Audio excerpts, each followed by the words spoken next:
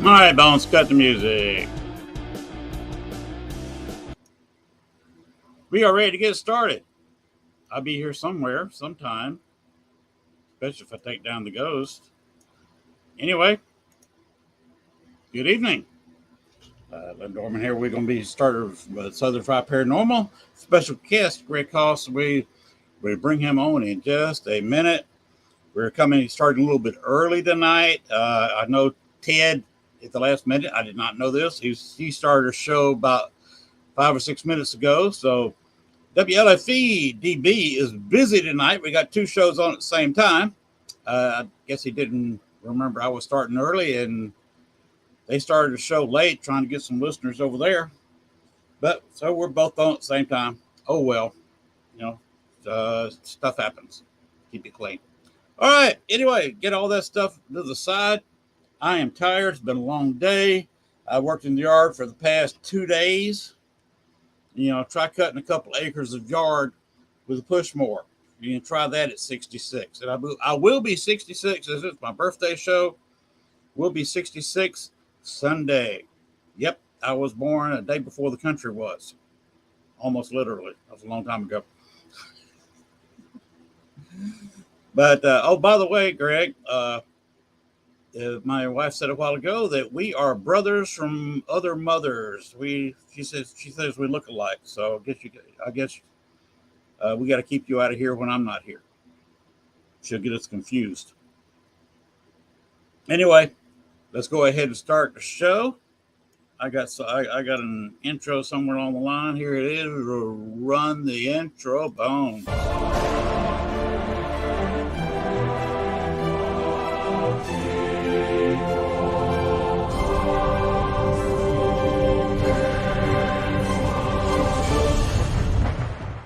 Warning, the following video contains strong language which may be offensive to some viewers and or inappropriate for children. The content within this video is intended for mature audiences only.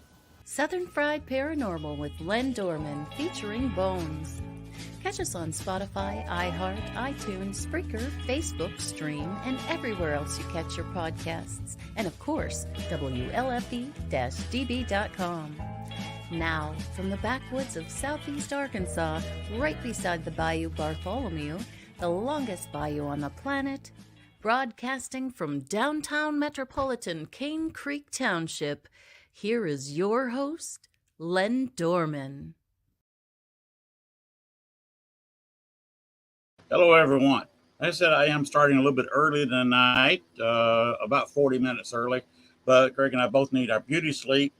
I'm very tired. I will be getting good sleep tonight. Greg says he wants to get to bed early, so we're starting our show a little bit early. If anybody wants to yell at me later. One trouble I have with this early show, we are having some very slow internet. I at least have got one bar. That's pretty good here. With the summer, we did not know the internet provider, which is new. We've only had them a few months. Would slow down with increased customers, of course. And it seems that since school let out, we got all these kids either filling out job applications or playing their games of whatever they're doing is really crowding our signal. So we definitely having some slow internet speed out here in the country down here by the bayou. Anyway, let's bring out our guest, Greg Cost. Where are you, Greg? Hey, how you doing, Len? How's everything? I am doing just peachy king. We are going. I'm not sure where we're going yet. The wife had to go to a doctor's appointment this morning, and they're saying she's doing fine. In fact, my wife said it was kind of a waste of time because they didn't really do anything. They just asked her how she was doing. I guess other people have other issues when you fuse 3, 4, or 5 of your back vertebrae together. Oh. Most people have hardware put in the back, some screws, bolts, or a bar, and she didn't have to have all that because she had so much muscle on her lower back from being a former power lifter. Oh boy! The back was stable. I want to wish you a happy birthday. Oh, thank you. That's Thank you. that is amazing. I'm glad. Yeah, I'm I never glad that we're thought. all here and Hmm. running. Yeah, I never thought that I would be cutting grass for 2 straight days at 66, almost, well, like in 2 days, being 66 years old, uh, and living out here close to a lake and a bayou. I never saw myself in this situation because I never thought I'd get to retire. But here I am, retired, uh, doing all I can with the paranormal, which is right now just doing this show. Because the wife, she still can't bend over. That's one restriction she has, and so I have to stay around. You know, pick up a pencil if she drops it, or whatever she needs. She is actually walking around now with no cane That's around the awesome. house, and they want her to keep walking, and they don't realize, of course, they're used to down here. A lot of people living in trailers. It's not that much room to walk. People don't realize that she spends a lot of time in our den, which is at this end of the house. It's the next room over, and our bedroom is at the other end of the house. And so that's a pretty good walk. And the bathroom's the next wall. This wall, up hand here, this wall, where the Wow. bedroom is. I mean, our den's over here, point right, and the bathroom's over there. And that's the only bathroom we have right now. So we've got a long walk to go to the bathroom at 3 o'clock in the morning, about two-thirds the length of the house. And it's just, you're getting a lot more walking than most people who have had that surgery. And like I say, most people have at least a few screws or a bar or something in the back. She's not having to deal with any of that. And everybody I've talked to is very happy for her for not having to have that hardware. And due to the walking distances in our house, she's exercising quite well. The doctor's got really nothing much to say to her, except don't bend over. Oh, that's awesome. I'm glad she's doing So good. You know. yeah, thank you for the thoughts. I'm really sorry about last week, but our internet provider just they had some issues. There was he's connected to AT&T. Oh, Basically the system's a kind of a newfangled thing, and it runs like a cell phone. So it's got a lot stronger signal than a cell phone can pick up. When you use your cell phone as a hotspot, and got bigger antennas, and so you get a better signal, a little bit more speed, but you still got to go through AT&T. And there was something wrong between his system and AT&T. So boy, oh boy, I'll with tell you. You can't win technology, for losing, right? right? I want to get up with the Elon Musk system, uh, but that cost, I think, the price was 400, but with inflation and time, I believe it's now $500 up front and about $100 a month after that. Are you? What kind of system is this? The Elon Musk system, all the satellites he put in orbit, Okay. it's covering. It's going to eventually cover supposedly the entire planet, where you can be in the middle of the Amazon jungle, and if you've got one of his antennas, you can just hold it up or just put it on a pole or the mast of a boat or whatever, and you have internet.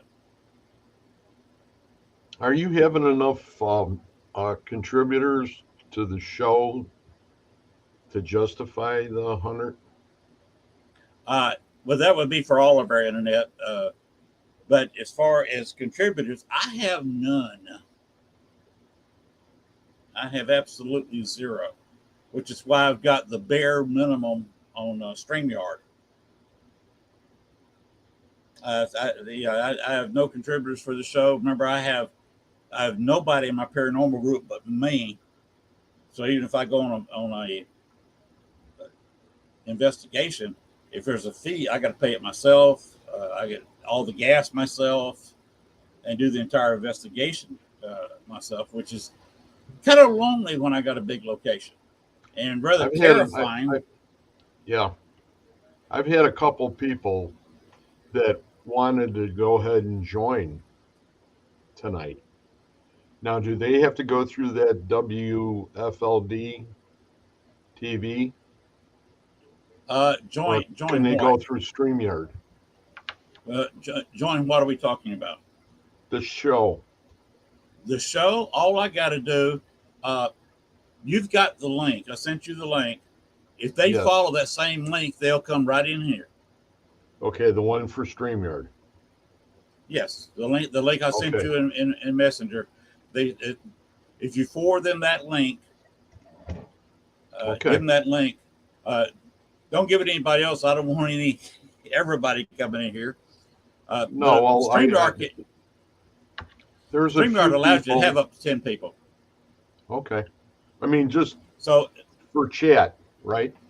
yeah. If Okay. that's what I'm saying, I can have up to 10 people in here. So if you want somebody in on the show, let's do it. No, I mean, they'll be just in the chat. I mean, Just in the chat. Yeah. The link puts them in the show. Oh, no, these people. I thought you. No. Okay. No, these are just people that wanted to watch. Okay. The best way to watch it is actually on YouTube. You get a little bit better audio, a little bit better video on YouTube. All they gotta do is go to CARK PS Lynn Dorman. CRTS. CARK SEARK. SCREK. CARK SEARK. AK Len Dorman. CARK. Everything in Southeast Arkansas is called CARK.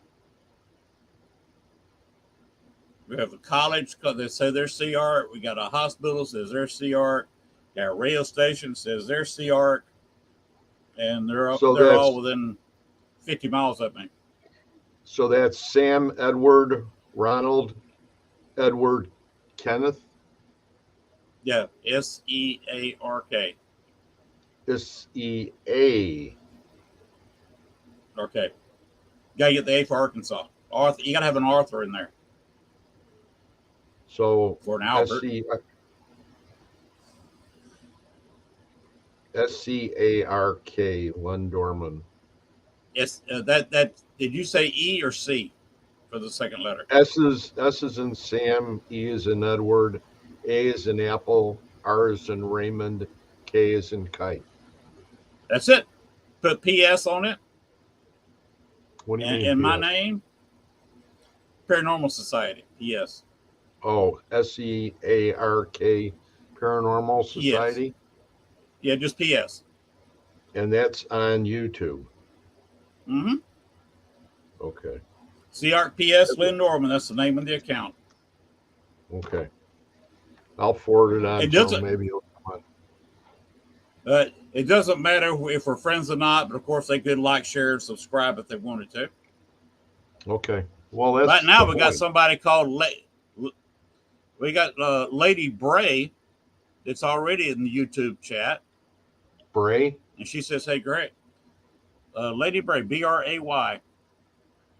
And she says, Okay. "Hey, Greg." Tell her hi. I think she's okay. from up in Minnesota, if I'm not mistaken. Okay. Well, she's watching on YouTube. She just heard it. Okay. It's been a long day, and there's been a lot of things that have been going on, and there's another show that I've been involved with.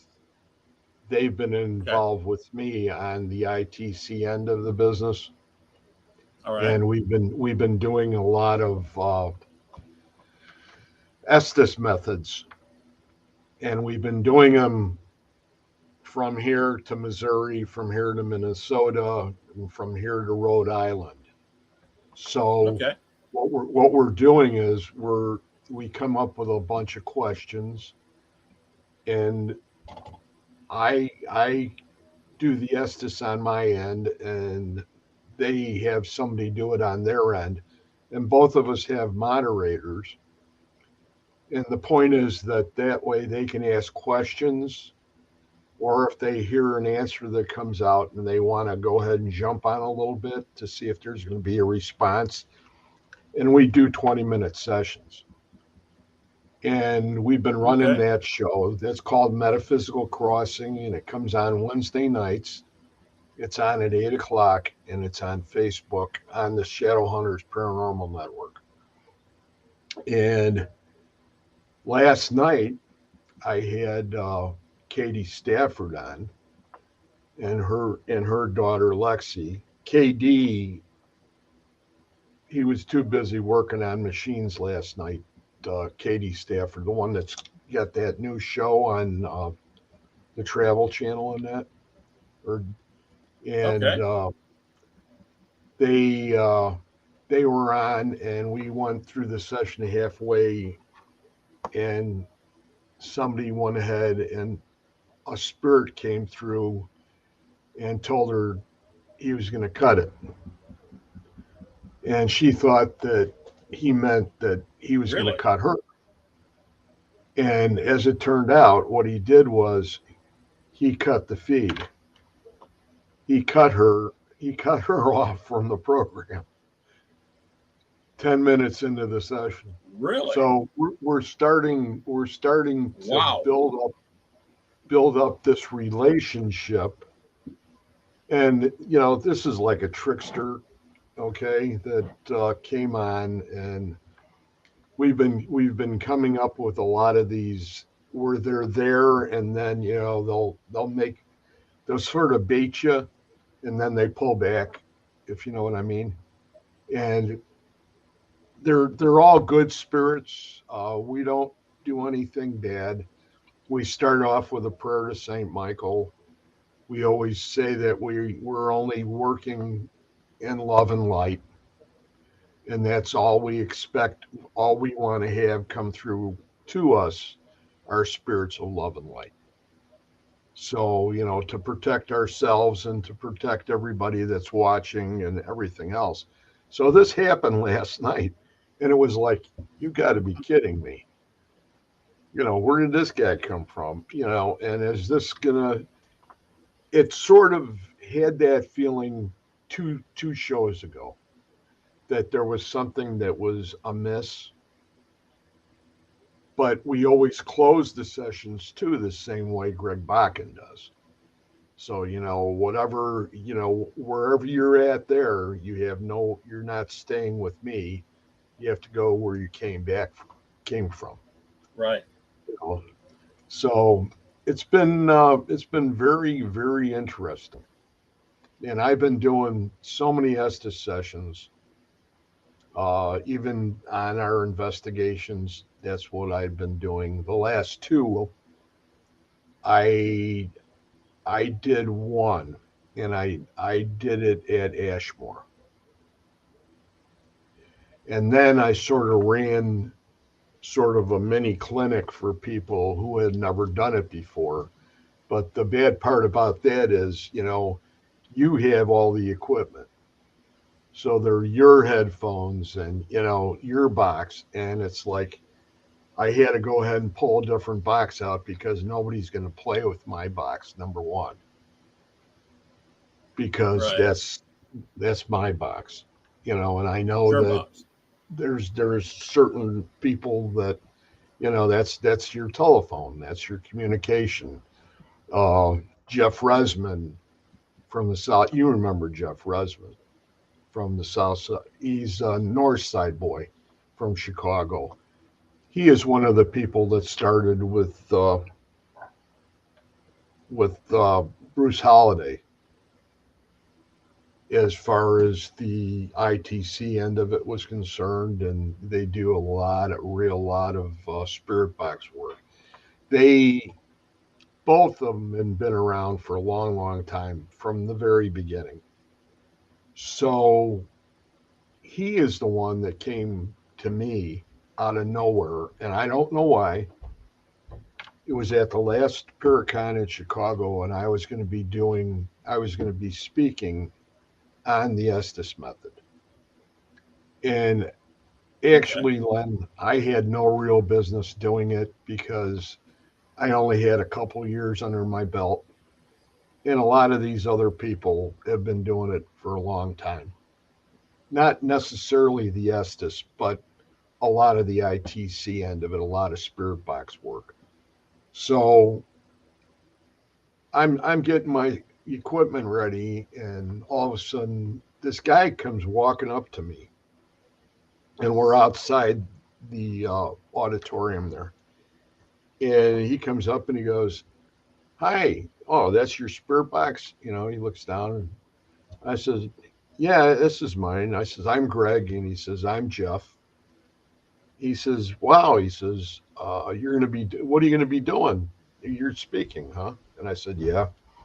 And he says, there are certain things that you need to follow with this box.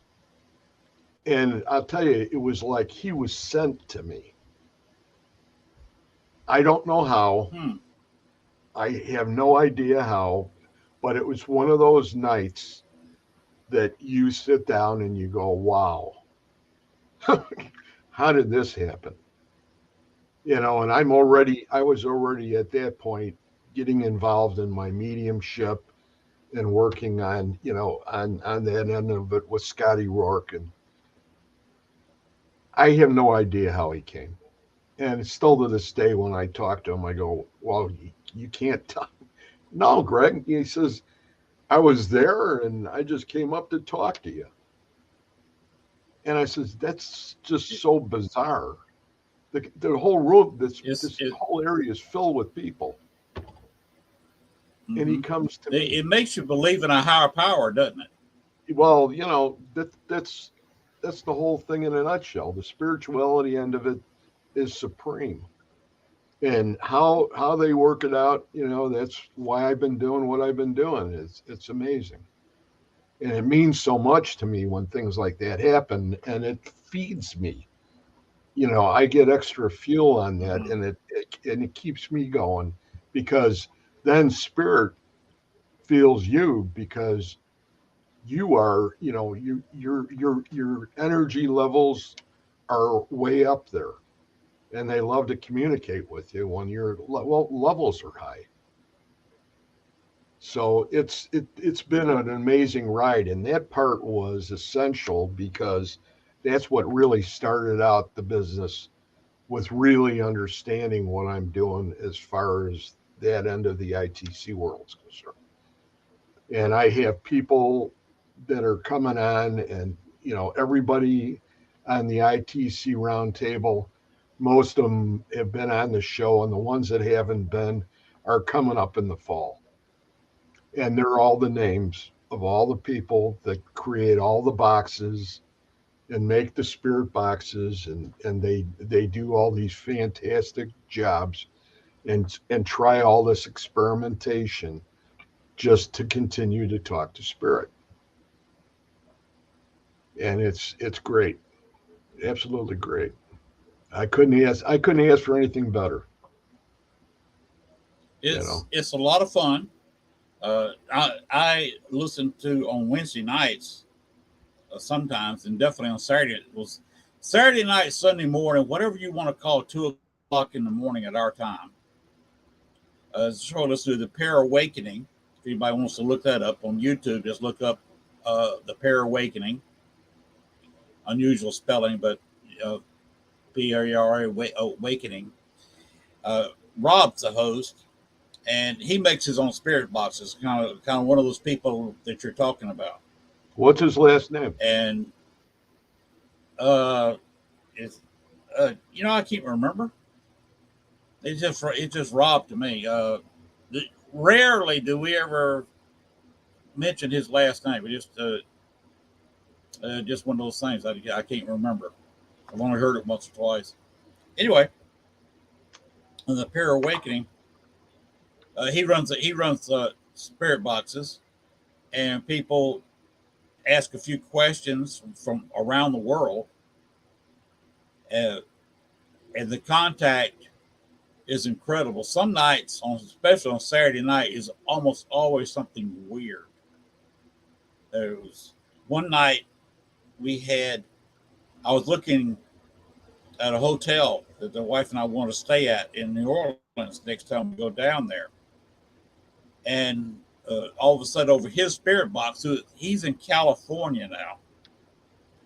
On the spirit box, starts saying uh, uh, Lafitte. People first thought he was saying Lafayette for some reason. He was saying Lafitte 2 or 3 times.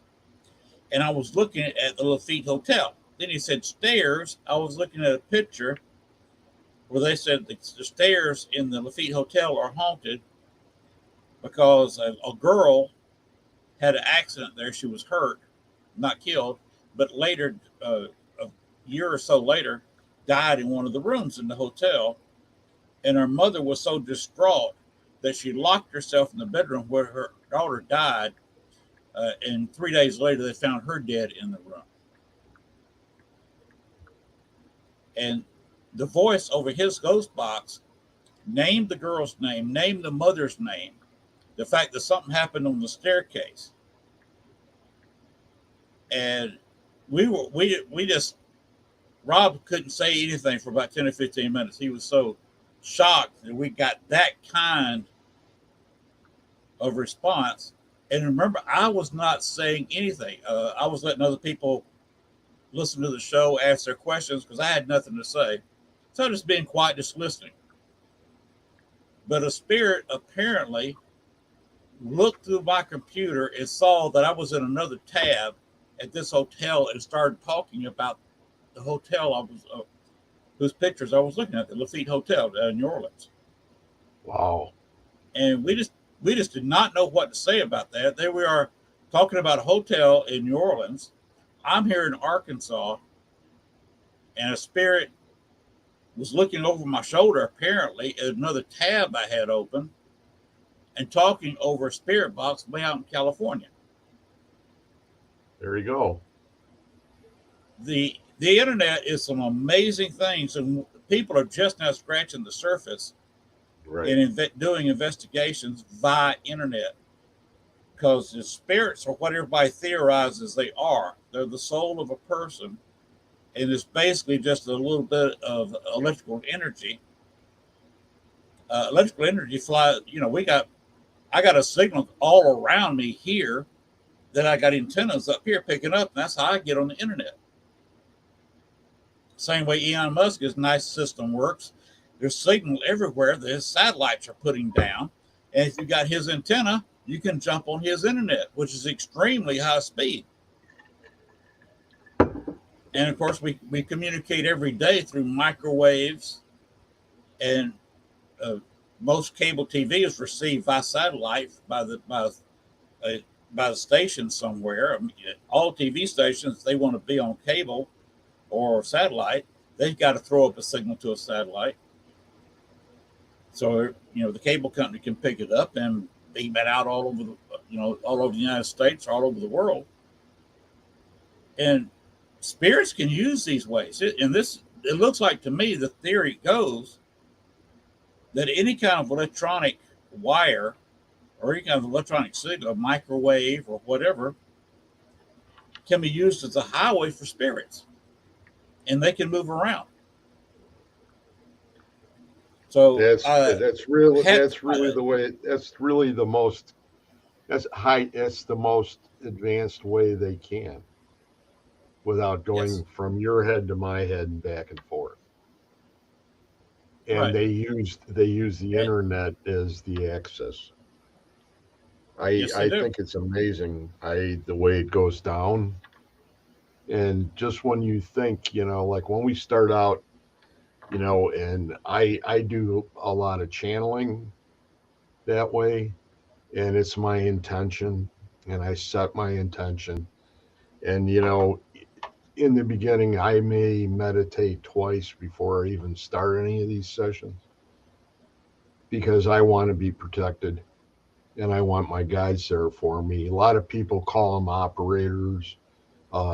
Katie Stafford, she calls hers operators, and technicians and things like that. The people that operate in the room, if you can get that in your head and say that each time you go on to do a session, that there's a room that you can imagine in your mind, and inside the room there's spirit, and they start, a lot of them stay in the back of the room for some reason. I don't know what it is. So you have your guides there or technicians, whatever, to ask whoever wants to talk to come up front. And then when that happens, a lot of them, and then there's the ones in there too that try to keep other ones from talking. Yes. And they combat that too, where they literally escort the one out of the room that's not being very nice, or he's trying to sort of control the situation. And those are those voices that you hear in the background. They're almost like mumbles. Right. We ran into a situation. The reason that I went out of my awakening as far as my spirituality was concerned, and started really going off, branching into talking to spirit exclusively, especially my own guides, is because of a situation that happened where we were at for our school out in Iowa, and it was me, Mike Wright. I think you remember Mike, big tall guy Oh at yes. GRS. Big toe guy. Mike, Kathy Pera, and Barbara. Barbara was I can't think of her last name right now, but she's another member. And I was videotaping him and I doing a double Estes. And the session before this, and that particular session, we were listening to what was coming through the boxes above the white noise Okay. was a line of sound that was, the best way to describe it was ticking. And we had heard it Ticking. before, ticking, like a tick, tick, tick, tick, tick, tick, tick, tick. But it wasn't constant. It was, Right, like but it was, stopwatch or something. then I went ahead, and the first time it happened, I happened to be watching one of those Discovery Channel shows on the satellites that were going out to Neptune and all that, and every, how they show them going through space and everything, and they always say, this is the sound that space makes, and that was the sound. And I sort of went, this is really crazy. And I went ahead and Mm-hmm. thought about it. We got halfway through the session for our school, and Michael bailed, took the headphones off, says, I can't do this. His eyes were popping out of his head. He says that the ticking was too much. I went ahead Huh. and went about 3 weeks, 4 weeks later than this, maybe a little longer than this. There was a session, another show that was on, that they were calling it a ITC roundtable, and it had some of those big names. It didn't have Holiday. It had the Halties, and it had Austin Maynard, and it had a couple other people, Yakovati, Ron Yakovetti. I got it. Yucca okay. And there's one other one. Anyway, what was really interesting about it was I said to him, I says, this is what happened. And I sent the message, because they had the comments. And I told them what happened to us. And I told them what we heard. And I says, what do you guys think? And they were sitting there across the table from one another. And then two of them, one of them was Tim Woolworth. And Tim Woolworth is going to be on my show in August. And they looked at each other and said, and then Woolworth looks over at the other two and he goes, isn't that what Frank was all about?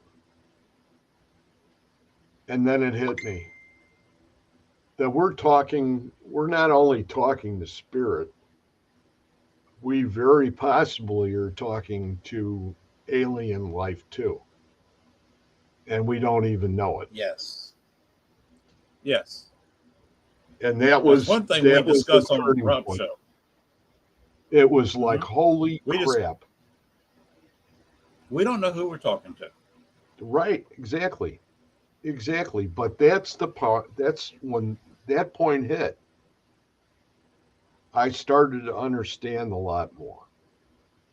And why, there are certain times that I have, like Greg Bakken. Greg Bakken does a show and he will do nothing but want to talk to aliens. Why not?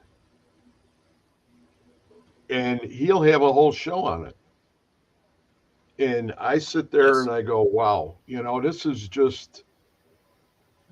so much bigger than what you originally think about, because, they're all one and the same.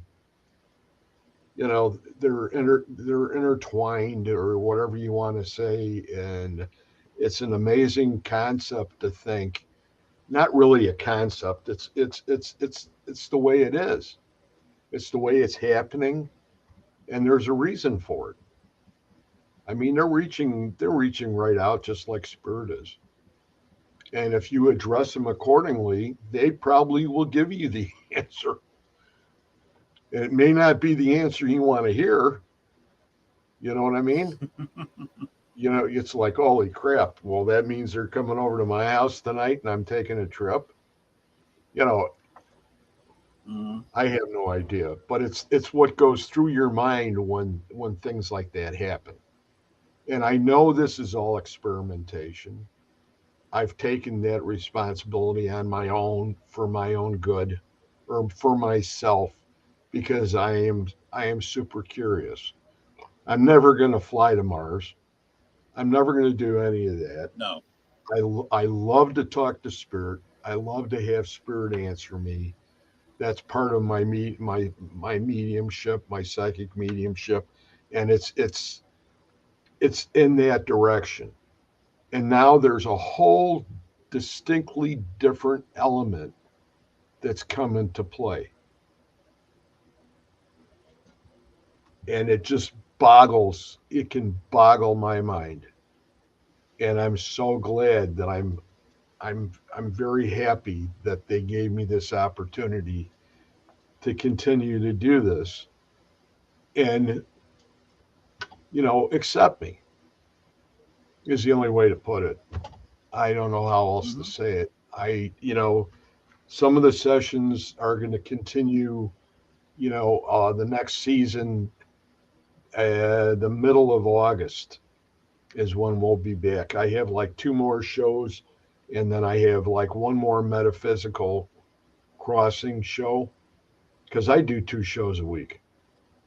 And, after that point, then when we come back, we're going to start to dive into that a little more and see.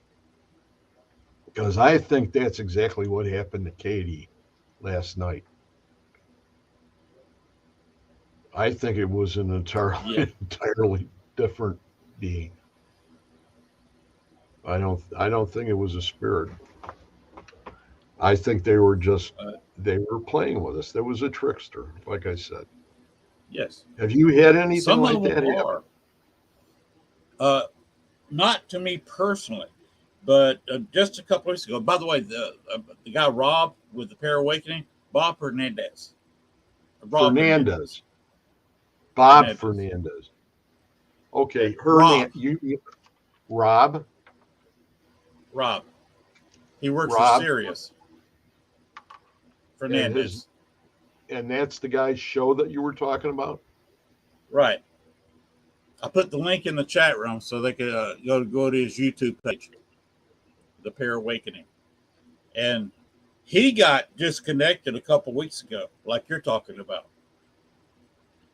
He was in the middle of his show, and all of a sudden, he had no show. We were watching. There was a bunch of us watching in the YouTube chat room, and all of a sudden he was gone. And he said he just got totally disconnected for a few minutes, and he had to check all his connections and try to get back on. And they just completely unplugged him. Not physically unplugged him. They just disconnected right in the middle of the show. And he came back about 10 minutes later and apologized. He said, I have no idea what happened. But for a few minutes, he was just totally disconnected from the internet. Did he have any warning? No input, no output, no nothing. No, I mean, did they give whoever he was talking to? No, they did not give him a warning that we heard. Okay. There's things that go on a spirit box you can't hear or can't quite understand. Exactly. And we had several voices, and when you only hear a couple of words, it's kind of hard to figure out what they're meaning. And we had several conversations going on, and all of a sudden, pop, he was gone. Wow. Could be the same thing. So yes, that happened to him. Yes, it's a very similar circumstance to what you were describing. That's pretty exciting. I know it is, and it's a whole different field. Really, if you really stop to think about it, the internet investigations. There's not that many people doing it, and it's new. There's nobody that's really experienced in that area of the paranormal field, and we're all coming up with similar circumstances. Here's two shows that don't even know each other, different locations in the country, and a very similar thing happens to both of them. So that can't be a coincidence that both shows were making contact with spirits. One had a warning. I'm going to cut you off. Isn't that what you said? Yeah. Did the voice said, I'm going to cut you off? She said, and another one with no warning that we heard. And I thought originally, it was because of the fact that they were in Missouri. But they do have very good connections. I mean, as far as cable's concerned. So right, it couldn't be that, because KD does all of his experimentations in the same room. And there's a lot of spirit, But when things like that happen, you would figure that the spirits that's there wouldn't be the ones that would do that. You know what I mean? They're almost like family. Yes. So you got somebody else they wouldn't embarrass you. Right, exactly. So that's just as wild as it can get. When you think about it. Yeah, it's amazing some of the things that are going on today. We'll be at it this Saturday night. We're going to kind of have a birthday party for me, since at 2:00 in the morning, will be my birthday, our time. Of course, he starts the show at midnight on California time, and we have been known to go all night. There was one day we decided to go 12 hours. We started the show about 2 o'clock on Saturday night, and we went 12 hours to the next day. How do It just how do was you like do that? A lot of coffee or uh, what? a lot of energy drinks. Rob drinks a lot A of lot of energy drinks. energy. Yes. I'll tell you what, we were just at a place called Broadhead Manor in Wisconsin, and it's I've heard southeast. of that. Okay, it's southeast or southwest of Madison, close to Beloit. And we were there, and we had I've never been there. it's brand new basically. It's this Okay. year. This year it was open a little bit last year. There's been like I think he said something like 30 some teams through there already, and that's all there Okay. was. Uh, his name is Bill Walter that that owns it, and it's an old school, and it's was abandoned for 20 years. Okay. The crazy thing about this school is the fact that before they built the school, the thing that made the town was a railroad came through. And when they went Of to put the course. railroad through, they had all these Indian burial grounds that guess what Yes. they did with them? And Yeah. a lot of that I soil, can imagine. a lot of that soil was used in the area of the school. And the train tracks are Hmm. behind the school, probably about maybe 75, 80 yards away, but the mounds were right there. So that's how close the mounds were. So when they did all the excavation and everything, Wow. and so the, people say that's the town was doomed at that point as far as the life, and it's still got some great people in it, no doubt. But it's insane to think that they closed down. It was closed down for 20 years and nobody came in to visit. So they were there, and the place was on fire. This Mr. Walter, this Bill, had set up in a corridor of the school. He had set up lasers. He mounted the lasers on the walls, shooting towards the end of the hallway, and then he used a fog machine. And then he had red lights, red LEDs, and he had green lights. About halfway through this experiment that we were doing, you would see a break in the fog.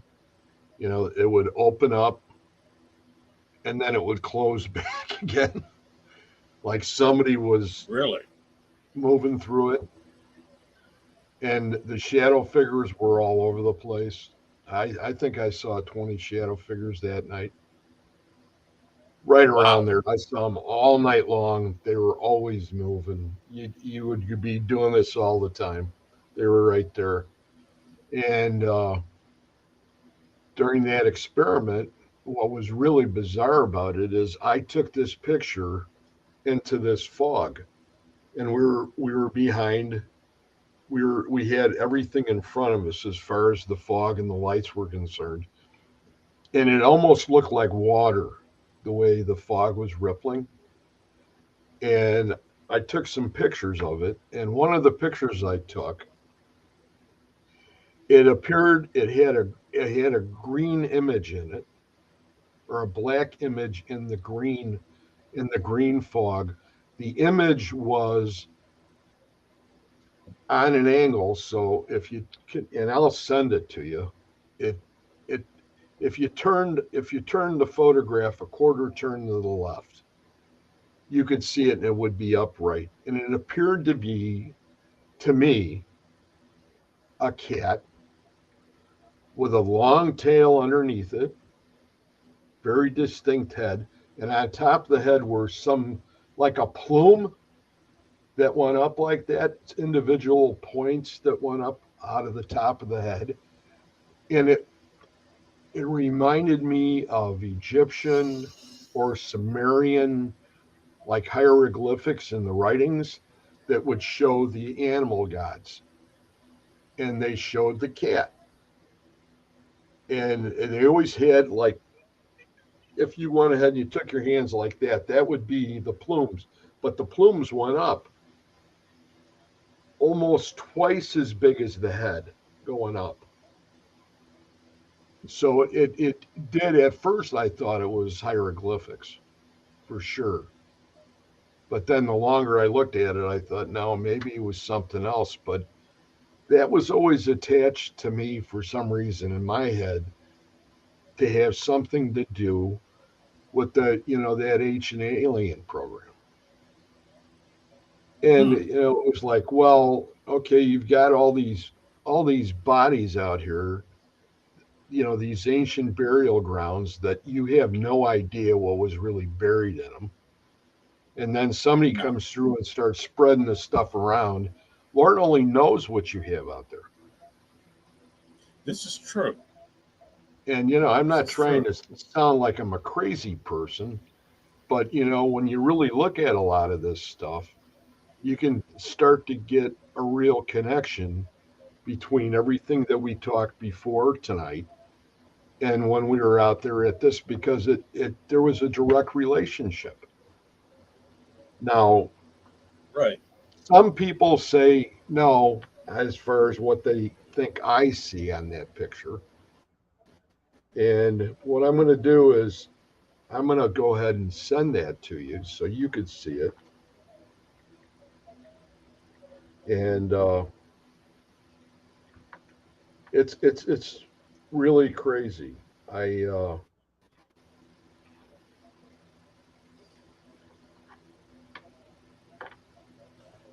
Yeah, you know what? There's a couple of things that you mentioned that a lot of people don't talk about. They do research all the time on Native Americans. They they found that there were humans here far longer than we thought they were, and they used to think there was only 5, maybe 10 million Native Americans when Columbus first entered the Caribbean in all of Americas. Now they're saying there could have been as many as 100 million, and you got to figure that's probably a high end. 10 millions are just out of the ballpark, lowballing it. Figure there was probably 40, 50, maybe 60 million Native Americans in North, Central, and South America when Columbus sailed into the Caribbean before they right. start getting, smallpox and everything else. I But just if sent there that was that picture. many, okay, uh, if there was that many people here, and for uh, maybe at least 500,000, and some people thinking almost 1 million years, North and South America is just one big burial ground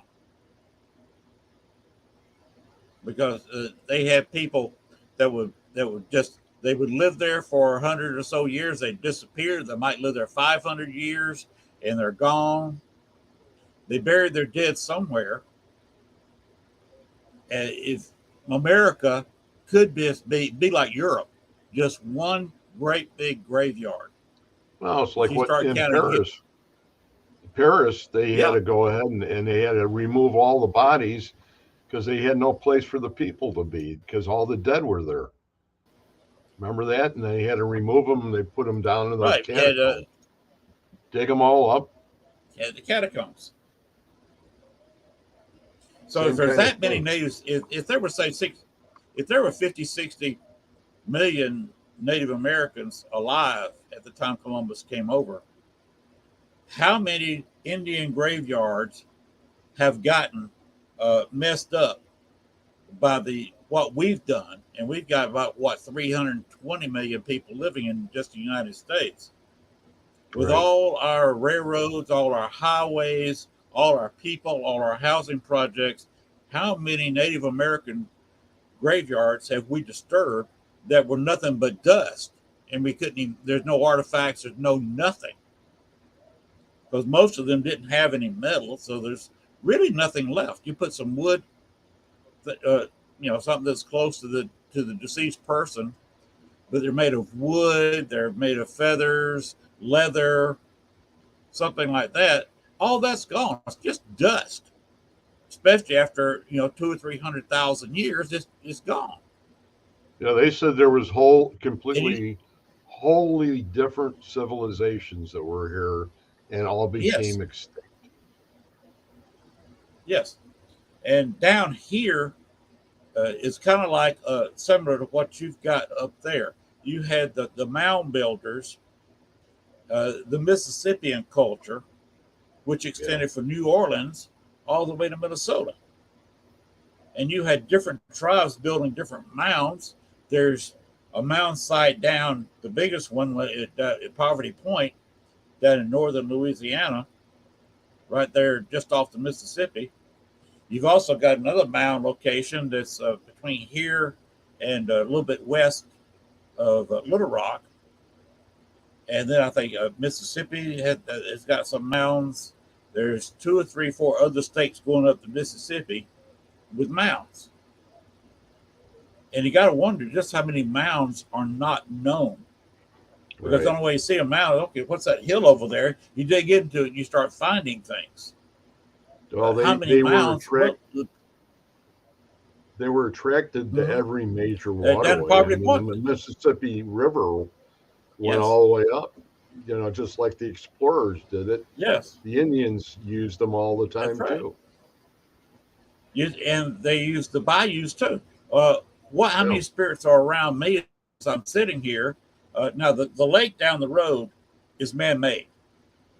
What they did, they put dikes up to dam up Cane Creek, which is a pretty good sized creek that is known to be used as transportation by Native Americans and was used by the early white settlers of this area. And a bayou, the Bartholomew Bayou, also flows into the lake. They dammed it up, and so the lake filled up rather quickly. You got a pretty good creek and a pretty good bayou into it. And they had up and down the Bayou Bartholomew had steamboats running in it up and down it up until about 1910, 1912. Wow. And those were well-known Native American highways. So in the Bayou Bartholomew is a half mile from me. So me living on top of a hill, what do the Native Americans do in this area? You got a couple of hills here, kind of rolling, kind of almost forming kind of a ridge line, very low ridge line. Because this area of the country is kind of low. I think we're 175 feet over sea level.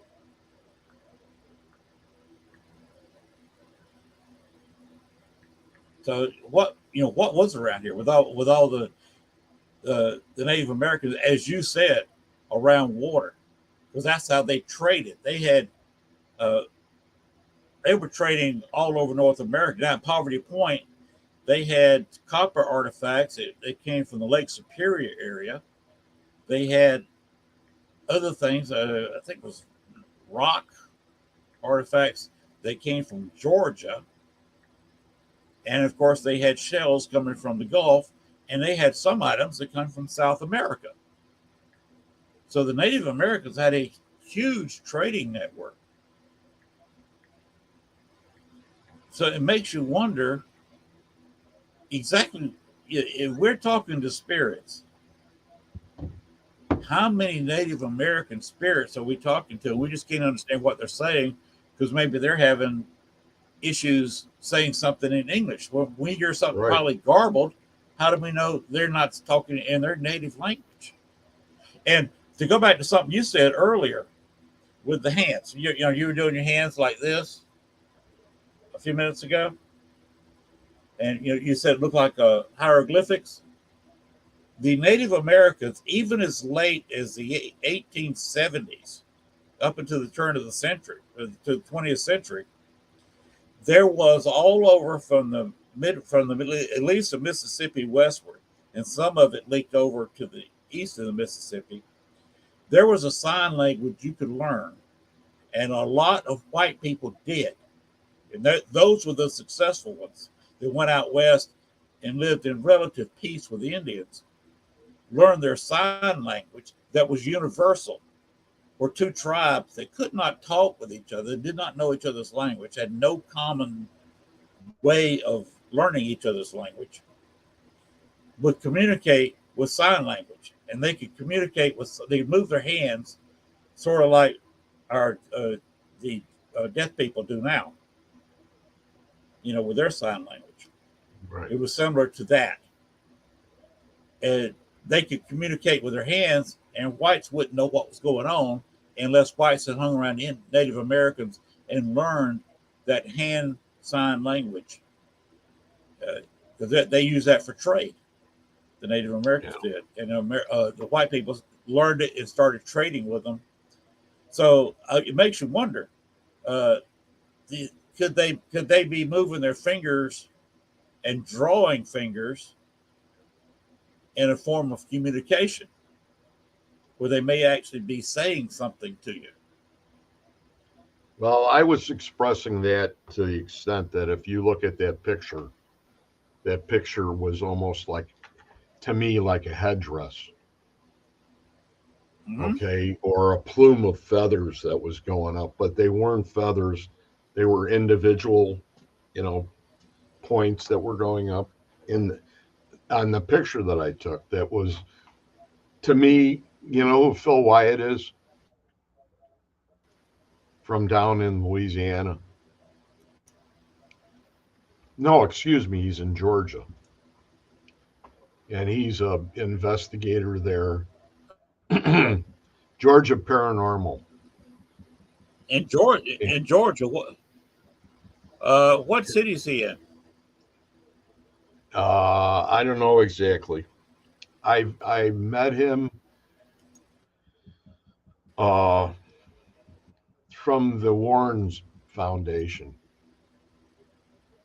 which is Ed and Lorraine Warren. They have a foundation that they do investigations with. And he happened to be one of the people that was part of that. Okay. He also does a show that's called Paranormal 101. It's like an educational series. He's a great investigator. He's done some amazing things. He does scrying too. At first, I thought what I was looking at was scrying. Okay. In the fog. He does it with water and that kind of thing, where he comes up with images, and it's all the same kind of thing. And when I haven't sent him that picture yet, but I will. And he's just one of those people, again, that knows a lot when it comes to spirit communication. He's one of those people that I should have mentioned originally when I mentioned all those names. He is right there with them. I'm trying right now to show that picture. Would you like the audience to see that picture? Do you have any objection to that? No. Okay. Besides the fact it's my picture. Well, you have copyright, so I have to ask the copyright holder to show it. Oh. So if you can get it up there. I'm working on it right now. So keep on talking. I'm I know there were a series of them. The reason the picture comes out green, like I said, is you had red and green lights. And all the pictures that I took, there was about 7 or 8 of them. And out of the 7 or 8 pictures, that was the only one. It almost appears like it's in liquid, but it's the way the fog turned out. You can see in the picture, at the top of the picture, when it comes up, you will see, and that means that this image is on its side. So in order for you to really see the image the way it should be, you would have to flip that image a quarter turn to the left to get it to be upright, because then you can see the cat's tail coming down and around. You can see the head of the cat. You can sort of see its front legs that are sticking out, one of them. And then there's a bunch of stuff around it that to me is more of that scrying effect. Now, when you go ahead and you compare this to some of the stuff that we all grew up on, as far as what you would say pareidolia is concerned, I don't think this would really apply, because there you go.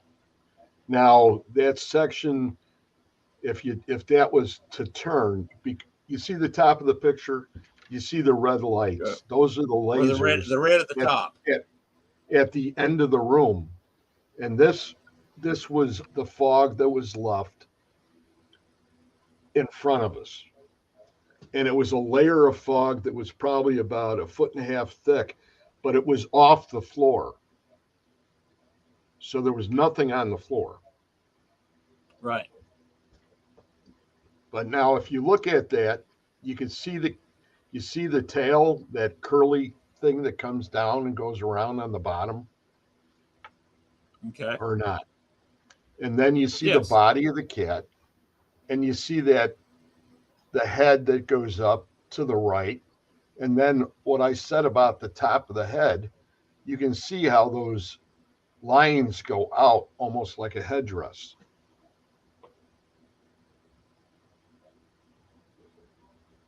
And that's what I, right away I thought, wow, it almost looks like one of those things that you see in Ancient Aliens, picture wise. Right. What do you think? You think it's more pareidolia?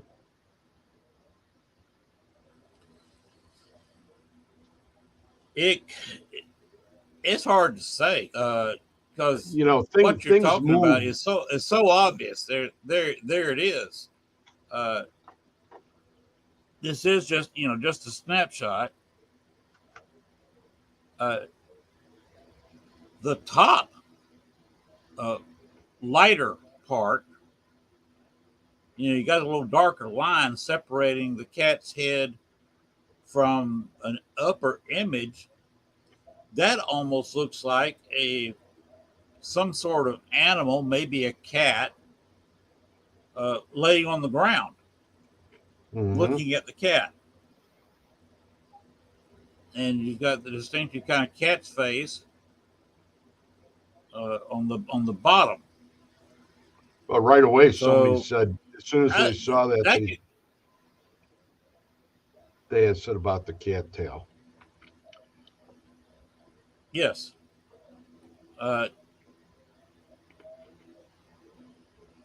It's hard to say. It could be pareidolia. It could have some kind of meaning that we're not grasping just yet.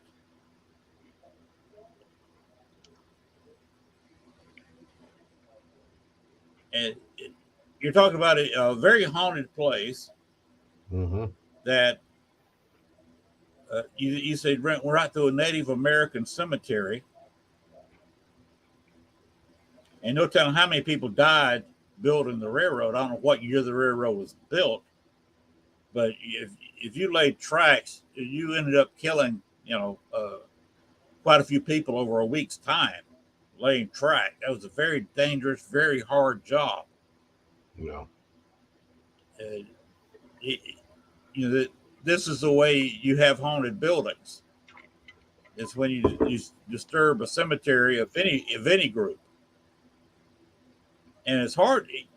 It is hard to put a shovel in North America. It's hard to put a shovel in the ground if you're close to a lake or a bayou or a stream or a creek that's been there for a long time, not man-made, and you're not disturbing a graveyard. There's so many graveyards out there, and then you're talking about an older school who, if somebody died, especially younger, that might be the best time of their lives, and they might be going back to the school because Right. that's what they're familiar with. You just got all kinds of That reason for hauntings of the building. yeah, that's the only thing they had was the school, the kids, if they passed. Right. That's just like And Post Town Elementary, a yes, couple other ones for our school. Same kind of deal. You know, they were open during those periods when there were epidemics. Things happened. Kids died a lot, and that's all they yes, remember was the school. They right. certainly didn't want to remember their home. No.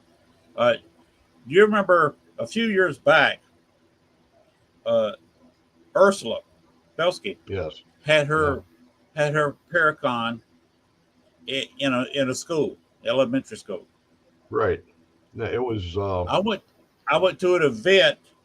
Uh, it was one of the guys making private movies, and he was giving awards out for people who appeared in his movies in the same school the very next weekend after Ursula had been there with her Paracon. wasn't I that fired up wasn't that the Echo high school? Box and now the high school. You're right. You're correct. The high Yeah. school.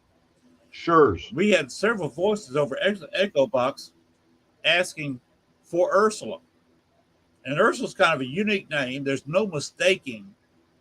Like if they say Lynn, is that male or female? It's Kim, is that male or female? Ursula is kind of a directly pronounced name. There's not much mistaking if somebody even says it half clear. And we had several different voices, male and female.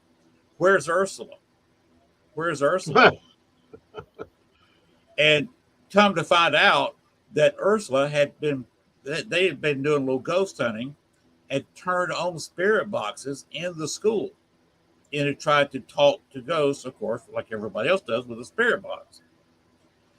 And when I fired up Echo Box, they heard human voices and realized that we could hear their voices, and they were looking for somebody familiar. And since they'd heard Ursula's name, they were looking for Ursula. Wow.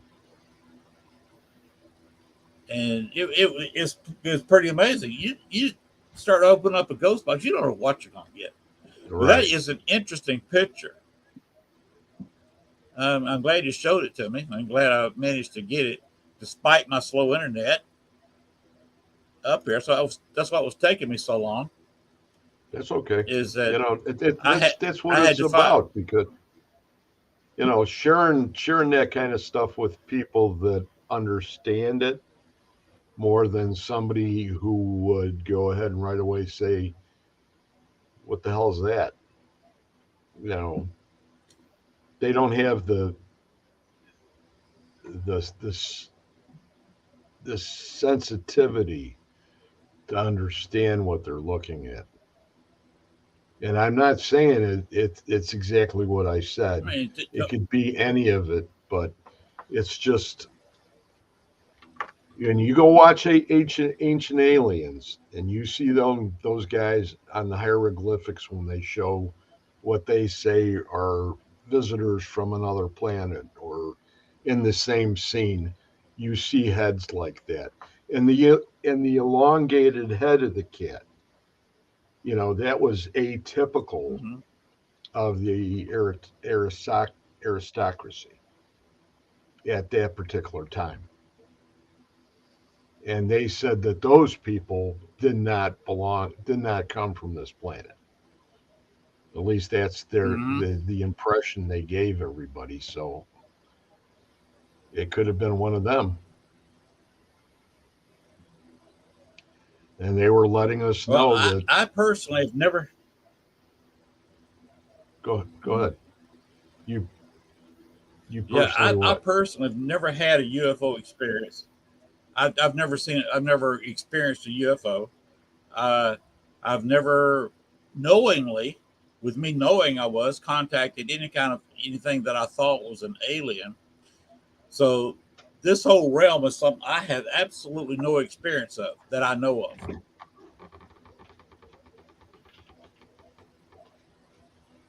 I started I started watching before any of this happened. I was always infatuated with that too, from being a young boy.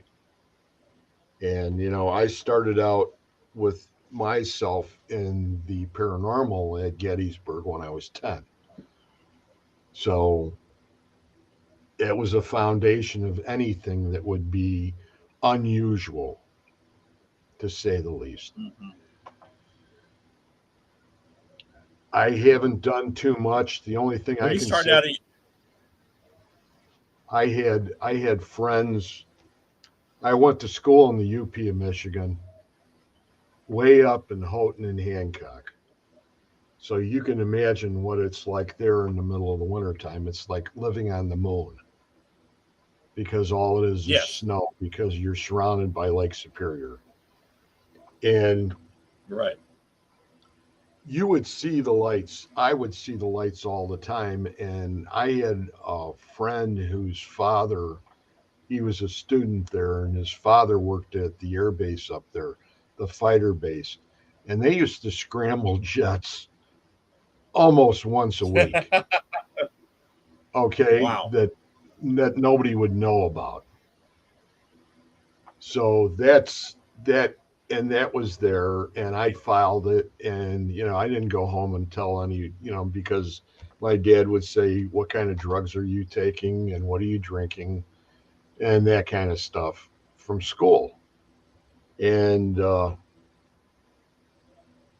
I put all my interest into the paranormal, and when I got to be came back from Vietnam, I went in that direction, and it was all mostly TV. It was mostly, I wasn't out on investigations yet or anything.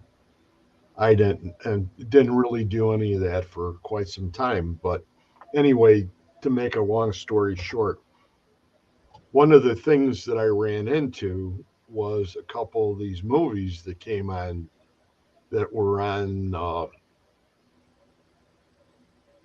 Netflix, a couple of the other servers that were on there that dealt with a lot of the UFOs. And one of the people that came into play that plays a major role as far as our government was concerned at the time was a person by the name of Dr. Stephen Greer, who was he was a member of NASA. He left NASA and he went to SETI. And when he got done with SETI, he went off on his own. And now he has a book, and I don't know if you can see it or not. Let me go. There you go. I see it a lot better now. CE5 handbook. And you know what CE5 means, right? No. Close encounters of the fifth kind. Fifth kind. Fifth, Fifth. which is what? Actual meaning. Right. That Okay. fifth And kind would be not just contact. That would be it's contact. actually contacting, Actually, interacting. yes. So he did that. He has this handbook, and he takes mediums, psychics, people of that nature, and he goes out into the desert. He has areas, he has groups of people that go out with him, like 20 people at a time. So they all have the same intention and they have the same vibration and the same energy, and they literally call them in. Wow. Now, I you can watch the show on TV. If you can watch that. It's called Close Encounters of the Fifth Kind, and the other movie is called The Unacknowledged. And they're both involved with Stephen Greer. He's in them. He's an unbelievable head. I mean, he's super intelligent for working with both of those organizations for as long as he did. But he was very outspoken as far as his beliefs were concerned. So that's why he ended up getting away from it, because they were not giving everybody all the information that we should have been receiving from day one. Of course not. So Of course not. that's why he does what he does today. And some of the stories that were in both of those movies about people contact and abductions and things like that, it's mind-boggling compared to what we've heard so far. And one of the things that comes into play is directly behind my head there.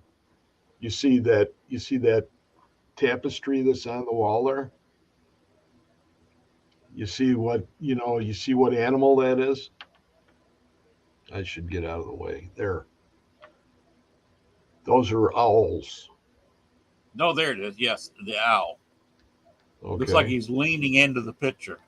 There's three owls up there. The tapestry goes down the wall, and there's different colored ones. There's three Okay. of them.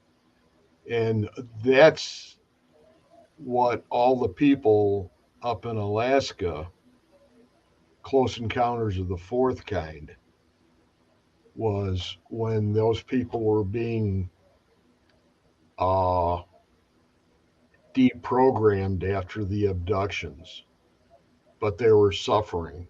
And I don't know if you saw that movie, but it all No. dealt with they the psychologist started to interview these people, and every one of these people was talking about the fact that when they woke up, they had an owl on their windowsill,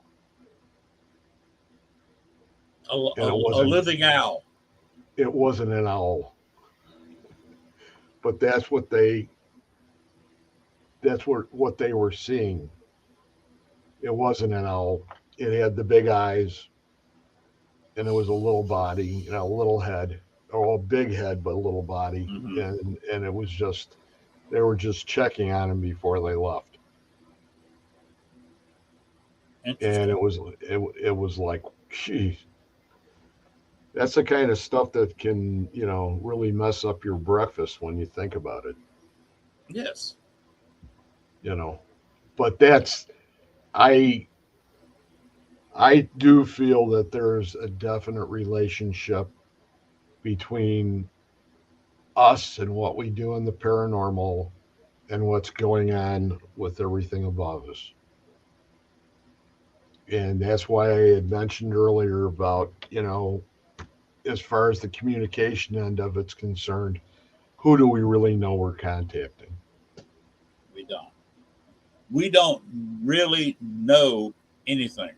The whole paranormal field is theory. Right. And you got to just keep on knocking on the door, That's it. waiting for the Holy Grail. Yeah, you And got to have who's, people like me, you, and others just to keep pushing to see what we can do that's new, some kind of experiment we can try. And, we throw our evidence out there. People want to believe it, fine. If they don't, fine. But we're trying to learn stuff. We're well, experiencing very strange things. You go to a page like Supernatural Inc. to Katie Stafford's page, and I'm sure that you've been there. And on there, there's entries that are made almost they're on a weekly basis, if not more per week, and they're done by Bruce Holiday. And it's him communicating with the spirits in his house and his guides and asking questions. And he every week he posts another one of his posts. He always he what he went ahead and recorded. He'll play that. He'll give a description on there, and then he'll play it, and you'll hear him talking to two of his operators or his guides, and it's a man and a woman. It's Bill and Teresa, or Ted and Alice, or whatever it was. But he'll say, "Hey, Ted and Alice, I'm here. Hey, do you know?" And they'll ask a question, and they answer the questions. And this is all Bruce Holiday, and you can hear him. You have no problems. You have deciphering what is coming through on the recorder. It's amazing. And he's another one of those people that I'll go to the page and I'll be on there, and I have to go there first because of the interest, you know. And he's right on the money, Wow. right on the money.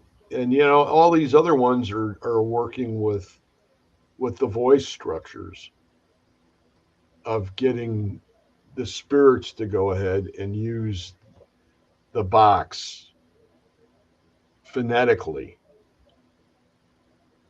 to produce the words. Like Right. your what's the name of the other box? The Ovilus. Right. And that's the same basic idea, only this time it's converting it into actual letters and words to get them to talk. And that's the Hulties. They are unbelievable. And everybody's got their own little notch, their own little way they're attacking these issues. They're all on the same wavelength together. They all understand that each one's got his own little niche of where he's going with it. And everybody sort of really comforts each other, and it's a great brotherhood and sisterhood. And I mean, the Steve and Katie Halty.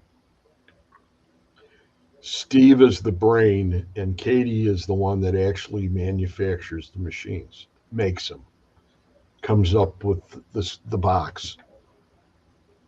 And all your other people, Katie Stafford's known as the Wizard because his ideas are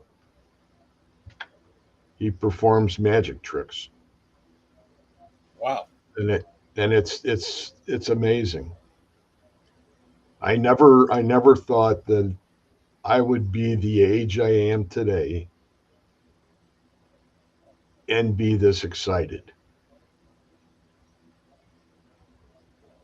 I think it's better than taking a ride in a spaceship. It is exciting. Uh, to me, being on an investigation or just reading about other people's investigation gets me the same adrenaline drive going that I used to Right. have when I was racing. Right. When I was younger, yeah, I was on a speedway. I was on a drag strip. I've always driven fast cars, and whether I'm drag racing on a drag strip or just going 100 miles an hour down the interstate, uh, that's the kind of feeling I get being involved in the paranormal. you get that adrenaline rush, and it's exciting. And I'm like you. I can't believe I'm 66 years old and get excited about stuff other people have done, and get excited reading what they've done, or talking with you about what other people have done, or going out and doing it myself. Yeah, it's been so It's far. It's been a real crazy year. I mean, in some of the places, yes. like we went to, but you were at Cheney Mansion, right? No, I never made that place. Okay. We were there. We were there before we went to Broadhead Manor about two Okay. weeks out. And that was exciting too because we were having words coming through on the boxes and they were answering questions. And it was a fun night there too. And that was Cheney Mansion. And they had about 3 or 4 outbuildings, and one of them was a chapel, its own building. Excuse me. And we went in there and I did basically a spirit box session, and some people were recording it and stuff like that. Remember Chuck Williams from GRS? Bald, real quiet Oh, guy. uh, I, I can't put a face with it. I've probably met him, but I've met so many people so many years ago now. I can't keep track of them. He's the one that does all the documentaries.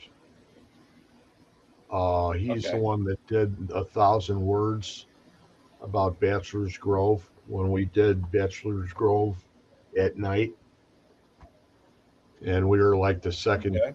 team ever to go in there, be able to go in there at night, and that was all filmed, and that was on the Madonna Bachelor's Grove. The picture was taken by Right. oh, I can't think of her name right now, Julie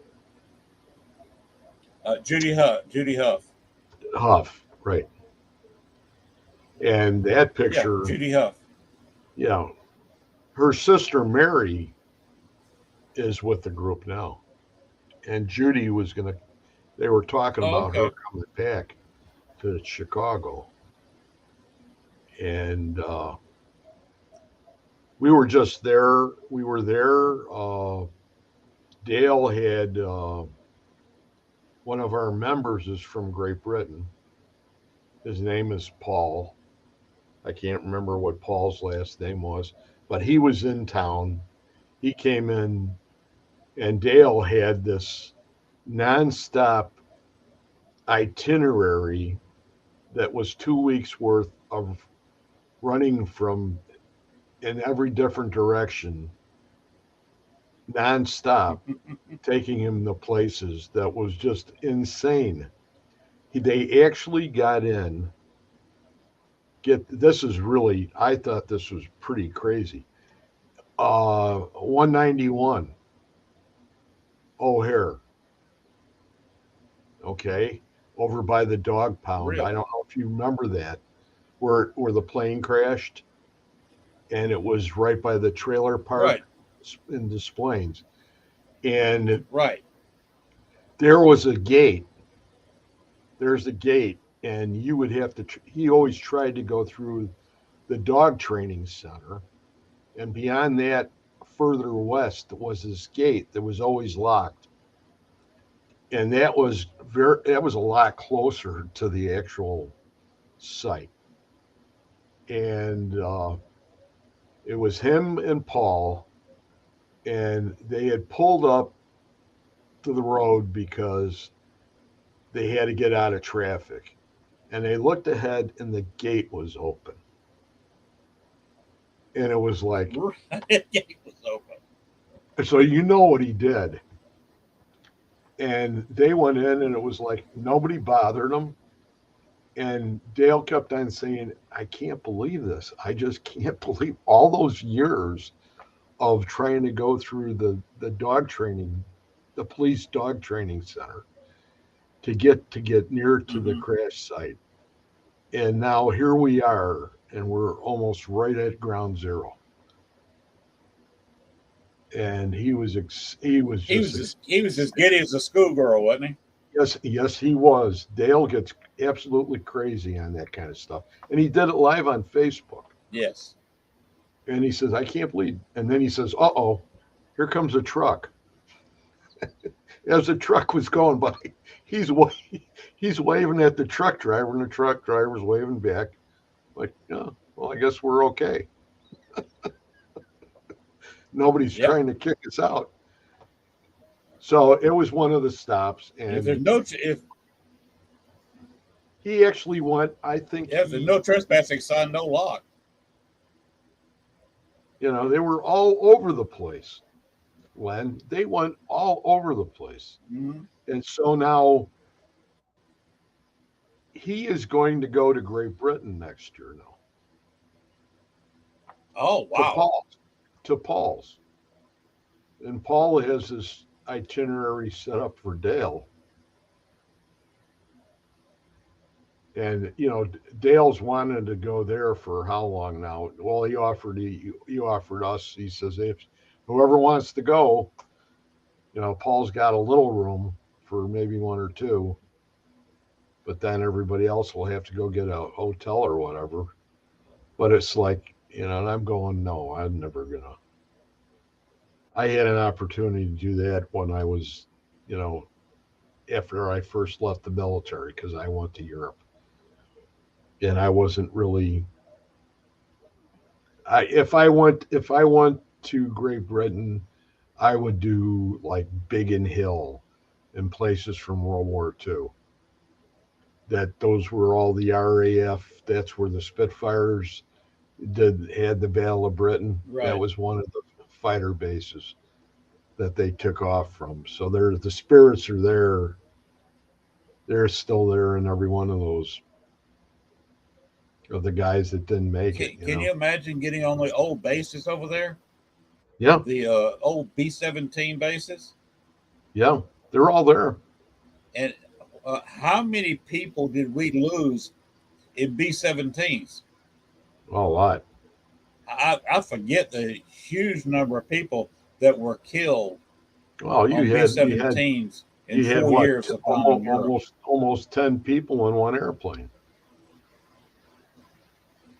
Right. If they got shot down, of course, that's 10 people dead. You get one or two. If they don't get out. The gunners, the navigator, yeah. The bombardier. Yeah. And all of a sudden that plane is spinning. It's hard. It's hard for him to get out. You got the ball turret. If he's in that ball turret, he's got to get out of the ball turret, which puts him in the middle of the plane, and then he's got to get out of the plane. And then the guy and the tail gunner has to crawl through that chute to get back. Yes, he ain't getting out.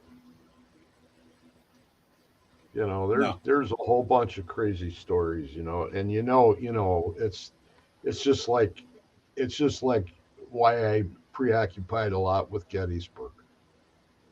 And Gettysburg, it was because of what I experienced there with Dale. When they were on top of the hill at the triangular field.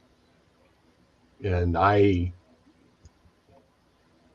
never forget that, because they all came out to me. They came right out of the woods. I could feel them. They were around me. And, you know, we're all soldiers. You know, and that's my approach that I used when I was talking to them. And I have no evidence besides what I felt and what I actually feel happened with them coming out. The energy was supreme. It was just unbelievable. That's a lot of our evidence that we get is how we feel.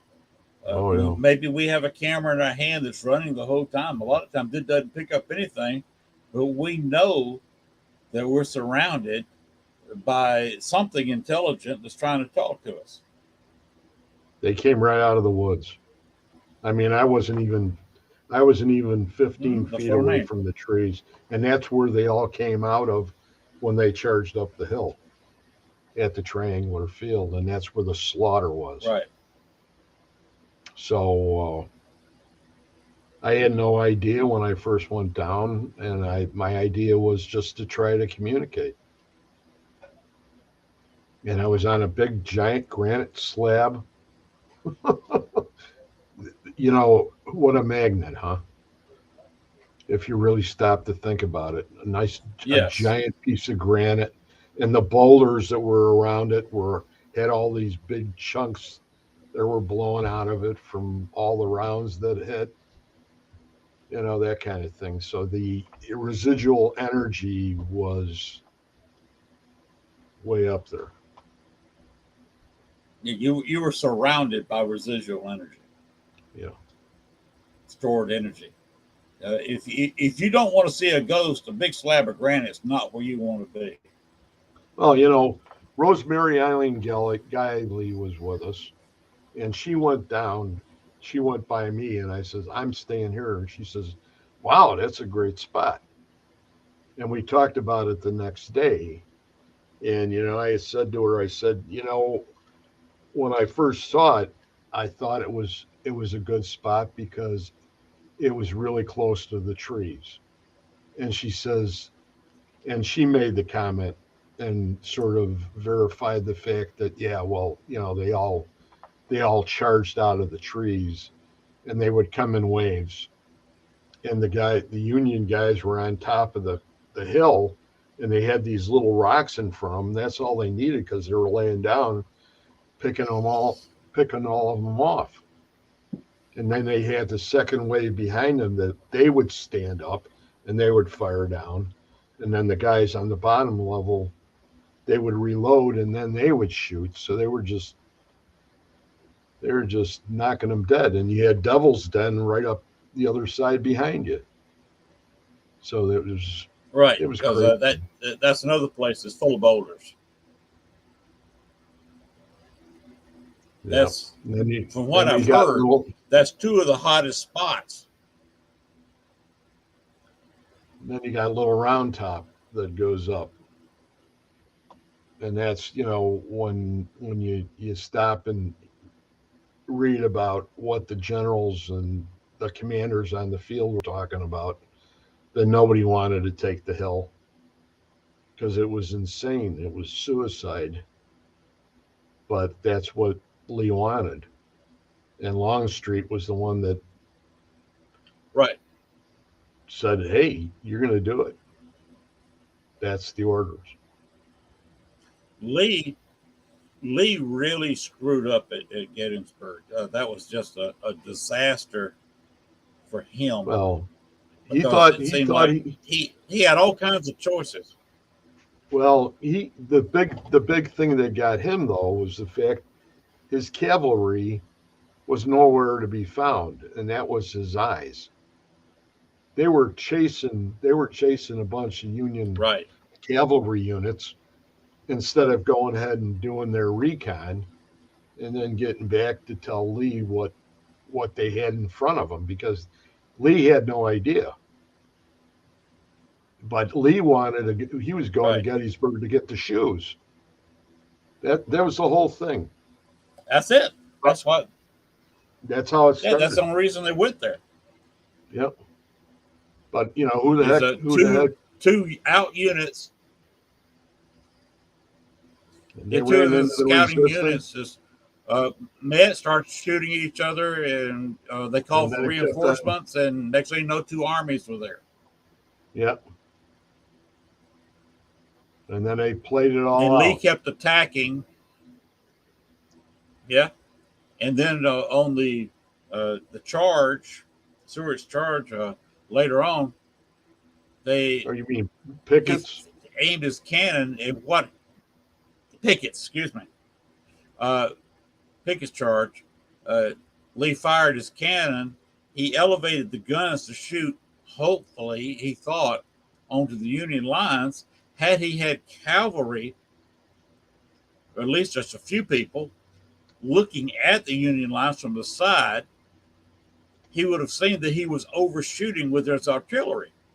All the shells landed behind them. Union Army said, what in the world are they doing? And they just held their positions. And They were all the artillery, I forget how many hours, and it was just a waste of time. They were, and they thought that he'd severely, he thought they severely line, weakened the Union lines. Well, Pickett had, his line was over a mile long of men, and at some places it was 10 deep. And they just came and proceeded to go. But the part about the artillery was that the South, their idea was to knock out the batteries. And in order to knock out the batteries, they had no idea. They never got replenished as far as the ammo was concerned. So 2/3 of their cannons were done when they made that final charge. So they didn't have anything, and the Union troops, all they did was just mow them down with their cannons. That's it. And that's bad, Yeah. So they were using grape shot to start with, and then they started just doubling up on their canister, grape shot, basically shotgun, and just started double loading it when they got close. And with every shot, they were just spewing all kinds of shot. They're knocking down 15, 20 guys at a time. Yes. A lot of people died. It was a whole bunch. Yeah. It wasn't Pickett that said was walking close to Lee afterward, and Lee said, "Shouldn't you be with your army?" And Pickett looked at him and said, "I have no army, sir." No, sir, I have no army, or battalion, or whatever it was, brigade. Sir, I have no brigade. It's like, oh boy. Talk about somebody that had a bad day. Oh, yeah. And he's such that was just some horrible journaling by Lee. And the Battle of Gettysburg is mentioned. People who rate generals, top 10, top 25, whatever they got of best generals in history, Lee is way down the list. And a lot of it's because of Gettysburg. He made so many mistakes in that one battle. He's pushing his guys. We got to do this. We got to do that. And, his spokesman was Longstreet. So Longstreet just went ahead and, he got the commands of what Lee wanted to do. And he went and told the boys. And that's when all those remarks were made. I'm not taking my men into that hellhole. Crazy. Yeah, and you don't charge people on uphill. We repeated that mistake. If you remember Hamburger Hill over in Vietnam, where you had the Viet Cong on top of a hill. There wasn't that many of them, but they were up there with automatic weapons, and the Americans were trying to climb the hill. You can't really fight very well walking uphill. Well, that's the whole idea. That whole entire battle at Gettysburg was the same thing. Whoever controlled the high ground, that was the whole part of that whole entire war was high ground. Right. Little round what top. What Lee should have done, and what I would have done had I looked over the battlefield and I saw the Union Army having the high ground like you're talking about, which they did. I'm not arguing that point. Very, very well made point. But if I was Lee and had looked at that, I would say, let me tell you what, he's sitting there waiting for me to attack. I'm going to slip away. And during the nighttime, every night, for how long? Of course, July, you don't have that much darkness, maybe 8 hours, maybe 9 hours in July. I would start slipping people out every night, moving my army very quietly outward while building fake cannons. You got that rear guard, and 3 or 4 days later, McClellan, I believe, was the Union general, would have come over there. Why is he not attacking? And probably eventually sent some cavalry over there and found nothing but dummy soldiers and dummy cannons. I'd have slipped out of there. There's no way I'm going to order an army to fight uphill constantly. Wherever I look, they're going to be fighting uphill. I wouldn't do it. I'd have done everything I could to back out of the situation. Let me go. This army's tied up here. If I can tie him down for 2 or 3 days, I can have a quarter or a third or half of my army marching toward Washington. I scared the hell out of everybody. Well, that's true, and that part about on the first day, towards the end of the first day, they did have the idea of taking the high ground, the Little Round Top. They were going to just move right in. There was nobody there. It wasn't until the day 2 that the Union forces moved in. Right. And that's why, and that was that Pennsylvania unit that was up there that held that end of the line up. Right. And they were a bunch of, they were some tough hombres. Well, they defeated, who was it? Texas, Tennessee. I can't remember which unit it was, but there was a ton of guys that tried to come up the backside of that hill. They had I think they had 3 different waves that came in. And half those guys didn't even have, at the last charge, they didn't even have no more ammo. So they were hand-to-hand combat. And it's hard to allow hand-to-hand combat with people shooting at you. That's bringing fist to a gunfight. Yeah. Well, that whole thing was crazy. Yeah, that's why I said I wouldn't ever started. I would have backed off and snuck away.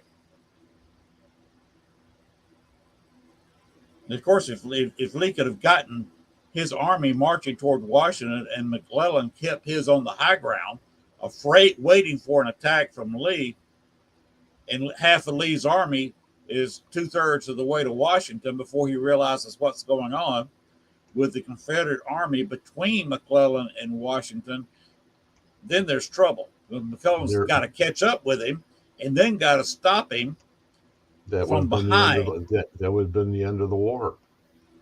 Yeah, if we'd gone in there, I'm from Georgia, remember? If the Confederates gone in there and captured Washington, captured Lincoln. Of course, now, Washington at that time was one of the most heavily defended cities on earth. So if had he got to Washington, Lee would have found himself very similar to, I can't think of the name of the battle, but it was Julius Caesar when he was in Gaul, where he surrounded a town and thought he'd just bombard it, and just like any other city, surround it, starve them out, bombard it, they'd surrender. Well, they got a message out from the Roman lines to some allies and some of their other people who came in and surrounded Julius Caesar. And that's when Julius Caesar showed that he's one of the best military minds that's ever lived. And he actually won the battle, even though he was caught between a walled city that he was trying to make surrender and starve out, and found himself surrounded by an army that had built some real quick barricades. And he was being attacked from behind, and he had no barricades behind. He had no clue that army was there. They snuck up on him and completely surrounded him, and he couldn't. He had nowhere to go. He was going to win that battle or die, and he, with the Roman legions, managed to win that battle and proved himself in a lot of people's minds that he's number one in history of greatest generals. That's the situation Lee would have found himself in.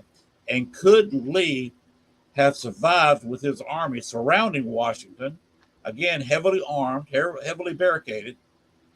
And McClellan, would he have had the guts?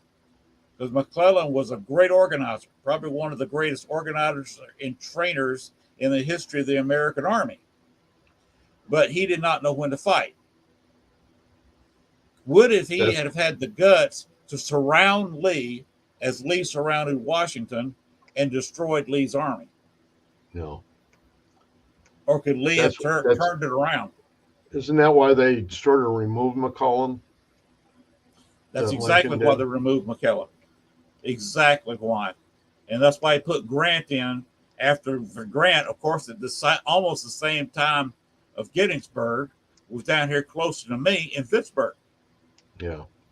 And won that and won the Mississippi for the Union and basically divided the Confederacy because they could put a few gunboats and burn some bridges, and the Confederacy had a hard time talking to each other even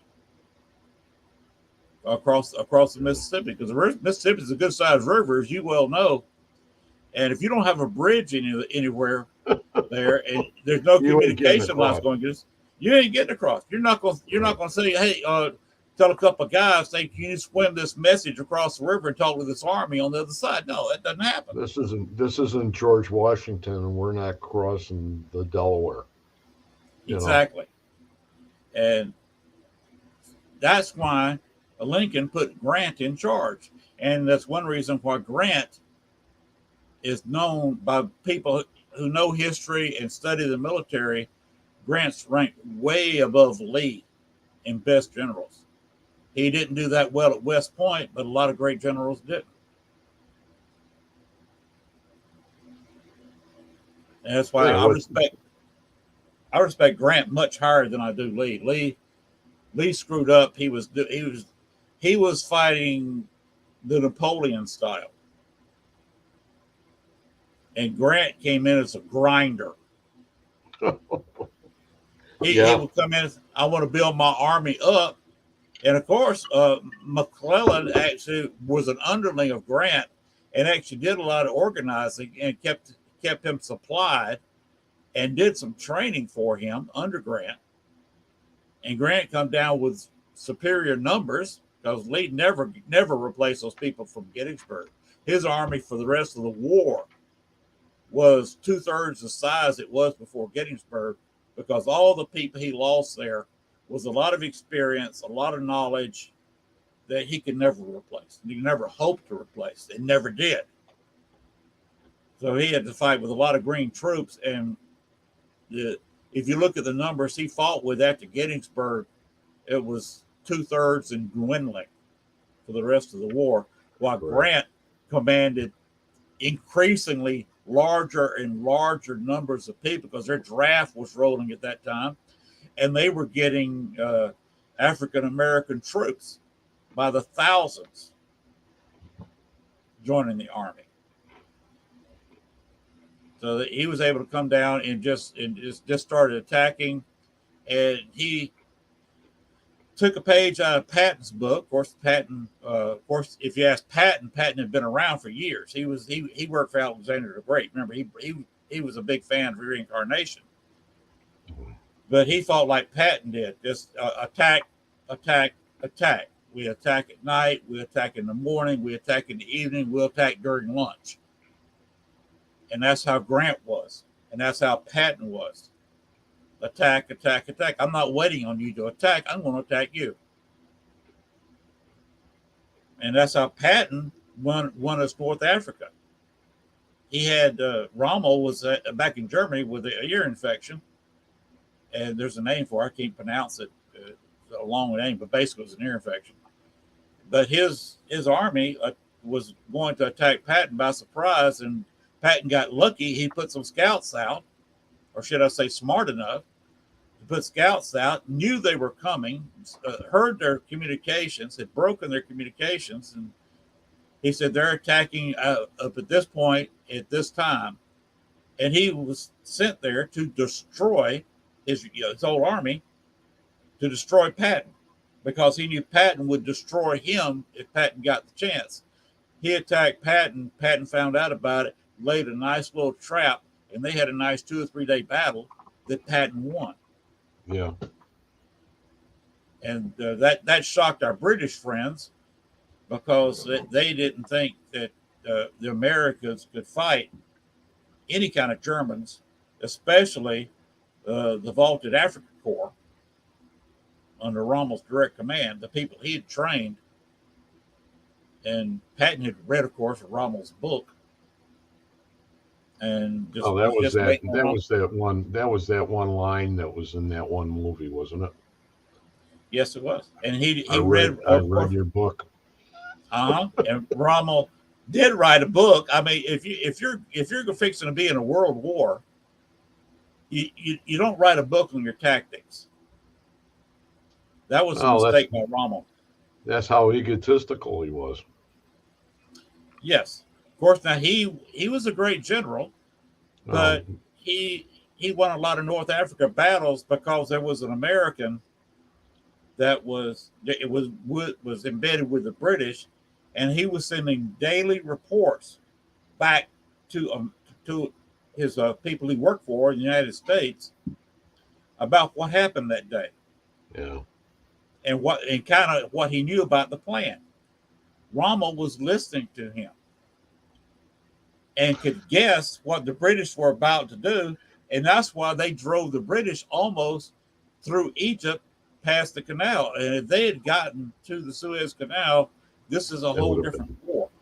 And a lot of it was blamed on an American, because he was just a reporter sending a little bit of information. And Rommel looked at it and said, "Okay, I know what they're going to do now." And he'd always switch his people around. Okay, the British are going to attack here. We figured that out. So I put my best people here. And we'll make that the strong point of the line. Of course, the British come in there and they bounce right off his defenses. So what are you gonna investigate this year? You got places to investigate?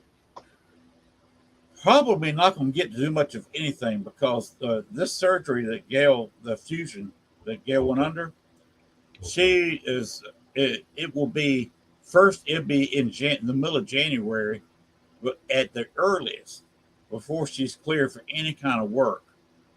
So basically, you got a housemate for her, or nurse that's coming? You're the nurse. I'm the nurse. I'm the chief bottle washer. So we're going to call you. We're going to call you Saint Len from now on, huh? Yeah. I vacuum the rugs because she's been told not to vacuum. She can't sweep very well because she can't turn her back, like, if you've ever slept the floor, you know what I'm talking about. You can't rotate the upper body on your legs. Right. She can't do any of that. So I'm taking care of the yard, and I'm taking care of most of the housework. How many acres you got? 4. And you did that with a hand mower? Well, I've only got about an acre and a half that I'm actually cutting,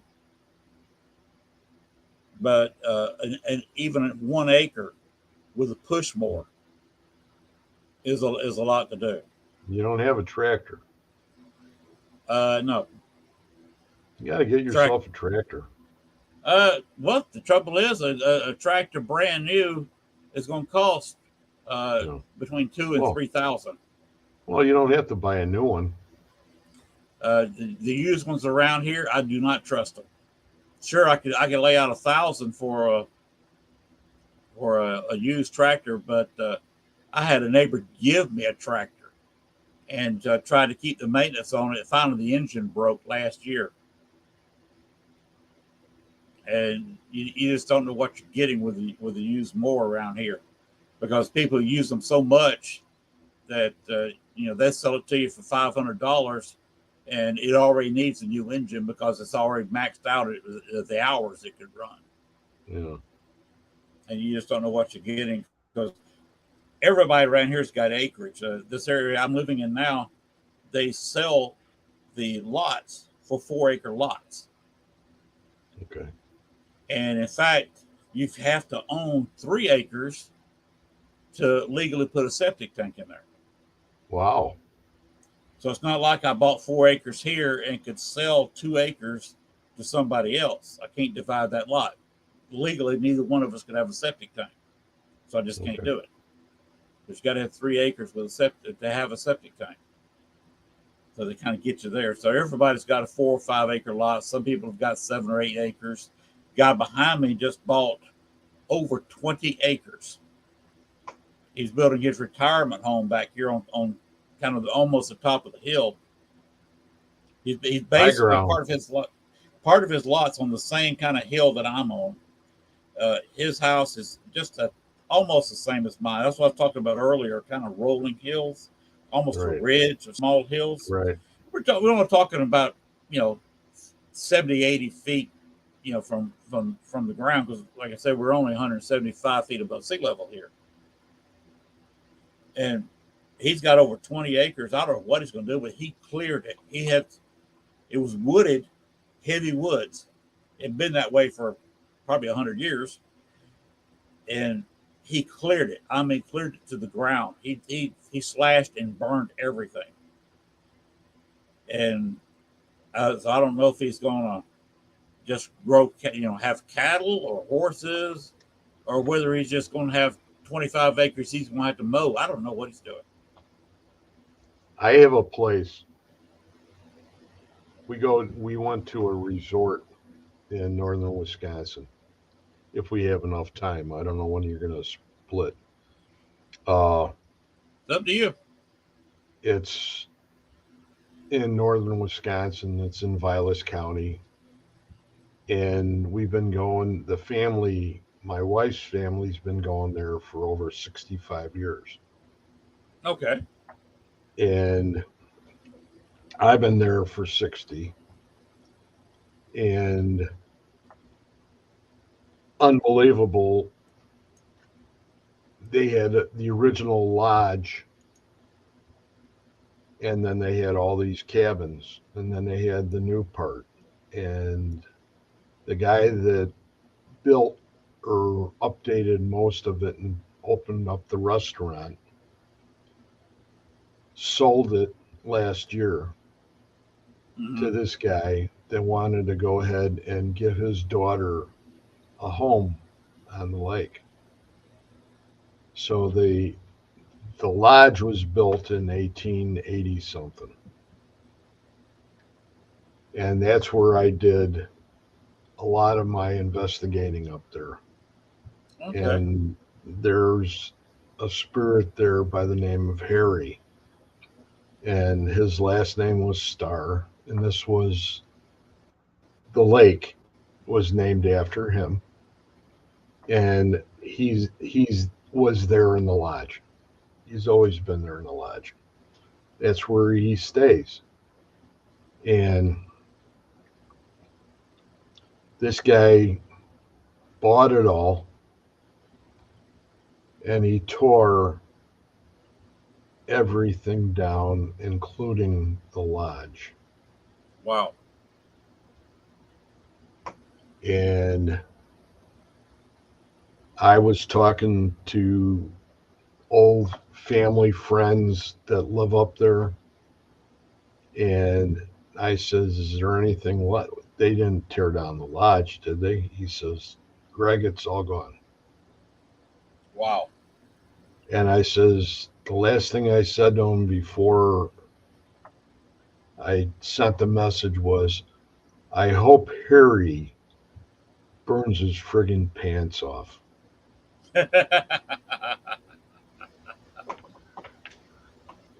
I can't believe it. Harry died on his wedding day. Oh, wow. He was going to be married that day, and he ran the mill, and that's when all the lumbering was going on up in Vilas County. And he owned the mill, and he went down. There was a problem, and he went down to the mill, and there was a big logging accident. And in the process of that, he lost his head. Wow. On his wedding day. And Harry is there. And now Harry, if I have to go there and talk to him, I will go there right to the ground where that lodge was and say, Harry, you need to burn his pants off. Mm-hmm.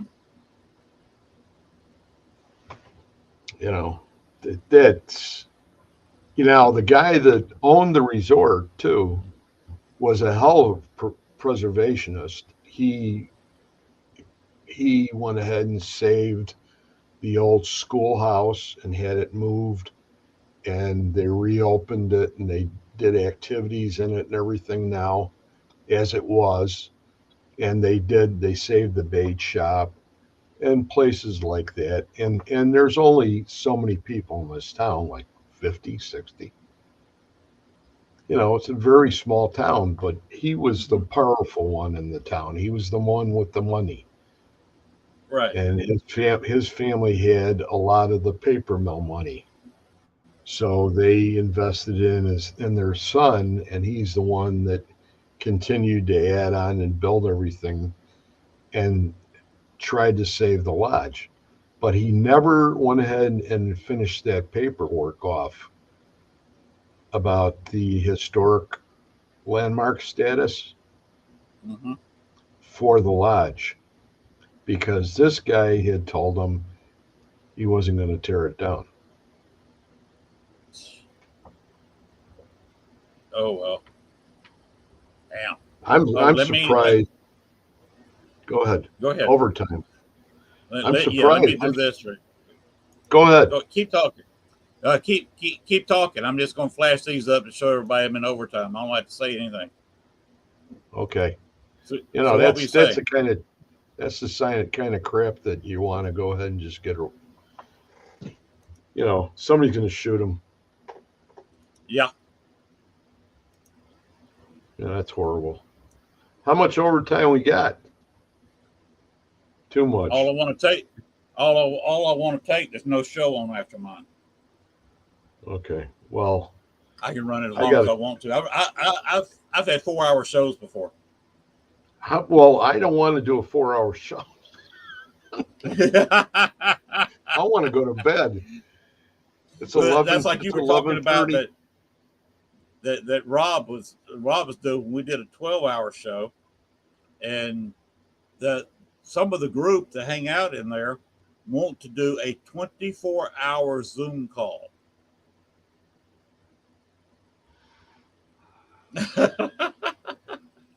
I don't know about you, but I know how I feel at like 4:15, 4:20 in the morning when we were at that Broadhead Manor. We went to bed at 4:30. Mm-hmm. It was beyond our capabilities. I couldn't even function anymore. So I said, we're going to bed. And they said, well, you got to stay in that room there because nobody else wants to. And I says, fine. And then you just walk in and you go ahead and you tell them, hey, you want to lay down here? That's fine. Just don't bother me. Mm-hmm. Yeah, I remember a couple of times investigating with Dale that by about 4 o'clock in the morning, he was usually starting to head for home. Yeah, Dale, I haven't seen him stay up too late. No. Anymore. 2 o'clock, 2:30, 3 o'clock. I'm weird. I can, if I get excited, get the adrenaline flowing, I've been known to stay up 36 hours in a row. It's not very good for my health anymore. No, it's not. It doesn't cut it. Oh, you're talking about strange things that are being cited up there a while ago, talking about maybe aliens and, seeing, the close encounters of the fifth time. I think this is up in Wisconsin or Dakota. I didn't quite catch the state, but it's up in that area.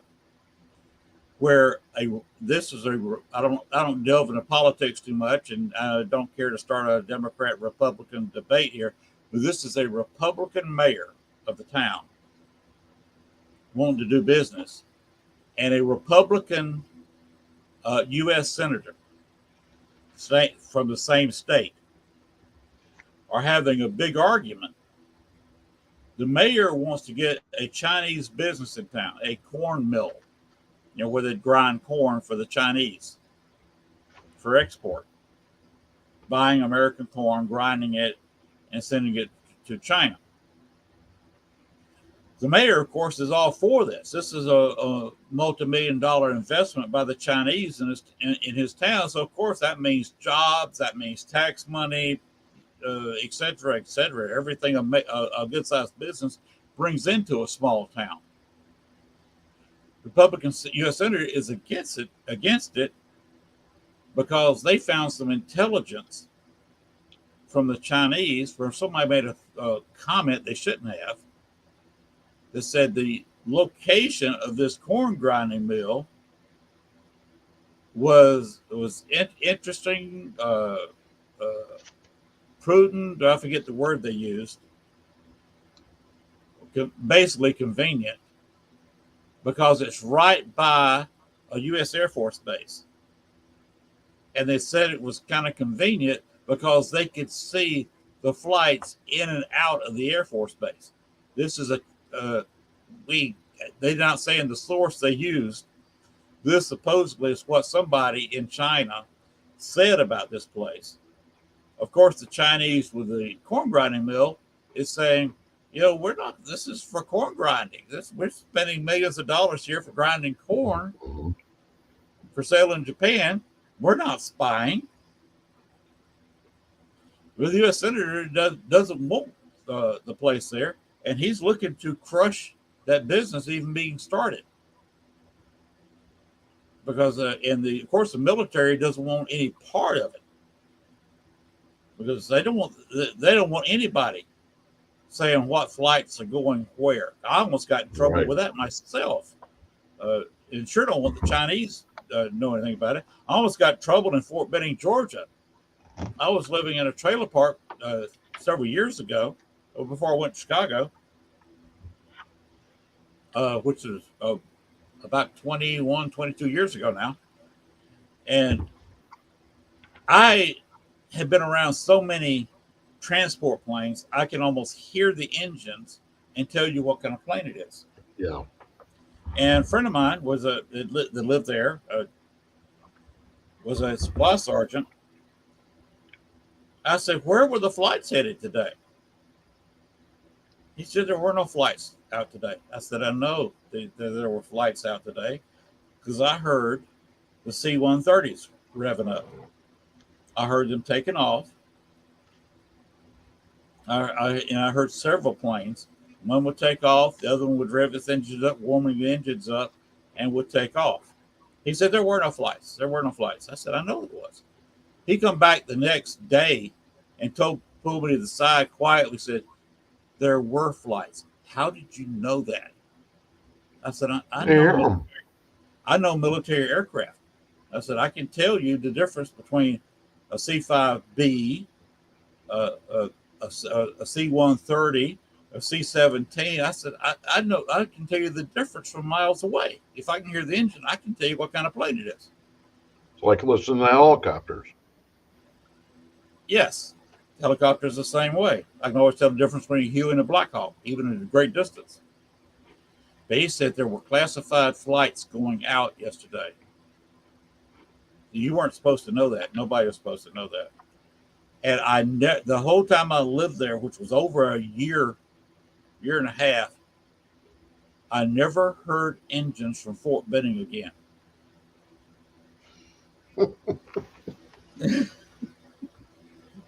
I didn't move. I was in the same place, but I never heard the engines going out there again. Because I almost got in trouble for spying. You didn't have any black cars and guys in black suits going up and down your block, did you? It's amazing that I didn't. It really is. Especially, I almost got in trouble. I know there were some black suits looking at me because my wife was saying, "Okay, where I'm looking out the window now for black cars and black suits." Because you remember the series HBO put out, True Blood, Yeah. with the vampires? You remember that? Well, I got on Twitter about that time, and there was a lot of role play going on, where you could basically go in there and interact with people and do a whole True Blood storyline. And my characters were in the military, and I came in that a vampire was hiding just outside of Afghanistan in Pakistan,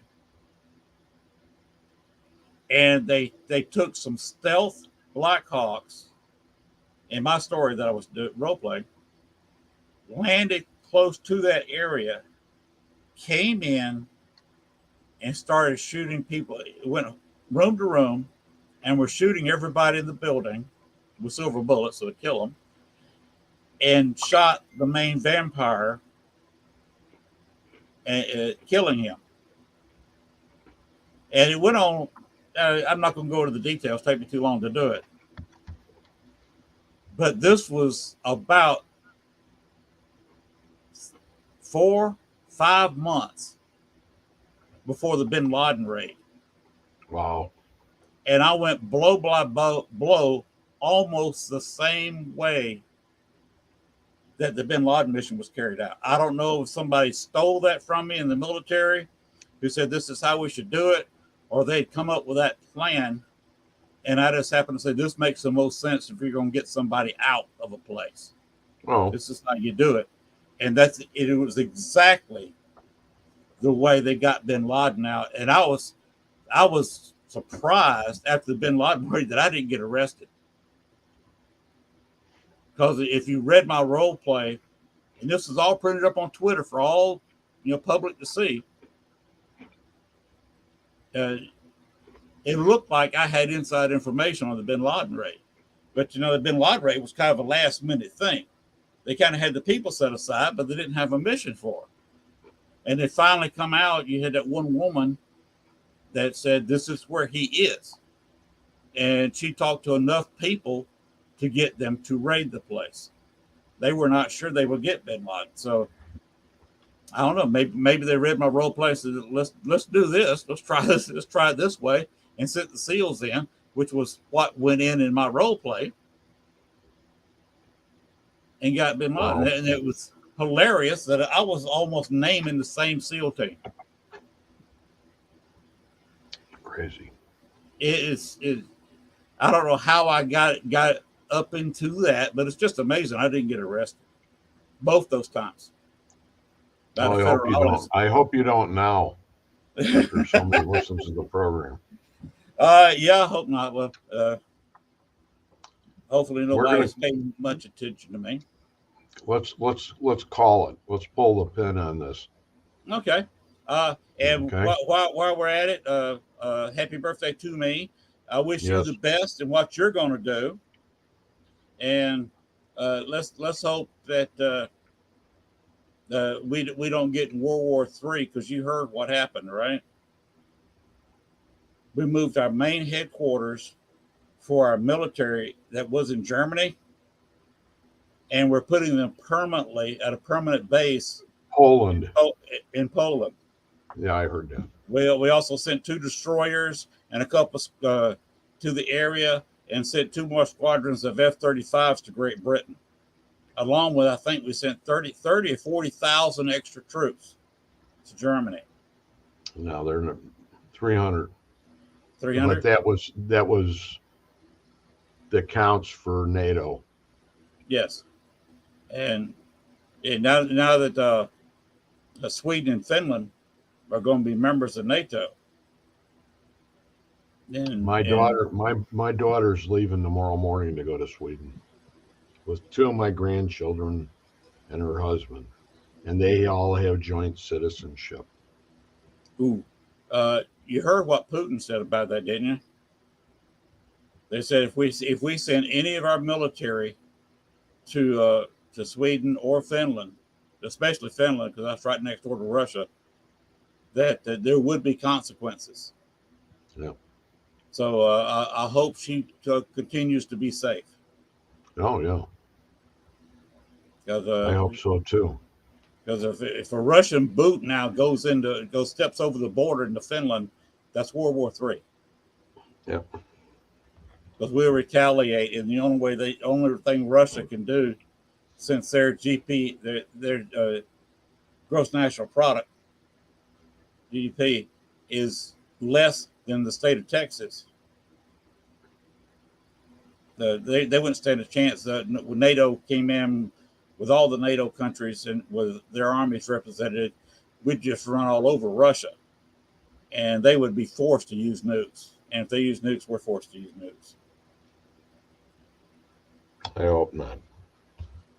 So let's hope that doesn't happen. Okay, Len. And on Thank that, you. we'll say good night.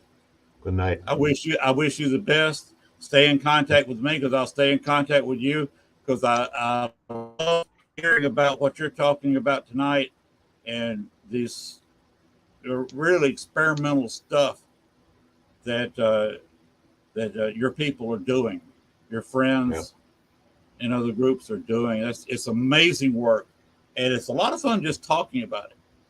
Great. Because we're just discussing theories, and it's a lot of fun to me personally. Right. Okay, and very informative. So good talking to you, Len. Take care of yourself. Every time nice I come talking on to your you. show, we have a great time. Thank you. Oh yeah, we have a great time just talking with each other. So good night, sleep well, and have a good holiday weekend. You too, Len. Bye-bye. Good night. All right, that was great calls. We are running late. We thought we'd end early, but here I am late, and basically I got to go to bed because I got somebody coming over here about 10 o'clock in the morning, and it's 11:44, almost midnight. So I still got time for 8-9 hours of sleep. Anyway, Bones, take us home, and I hope I didn't throw anything that was classified information out there. Anyway. Hey, don't get me talking about the military. I'll always get in trouble. Anyhow, Bones, take us home. Thanks for watching our show. Be sure to tune in to next week as once again we journey way down south into Bayou Country for another heaping portion of Southern Fried Paranormal with Len Dorman and Bones. Make sure to like, share, and follow. Y'all come back now. You hear?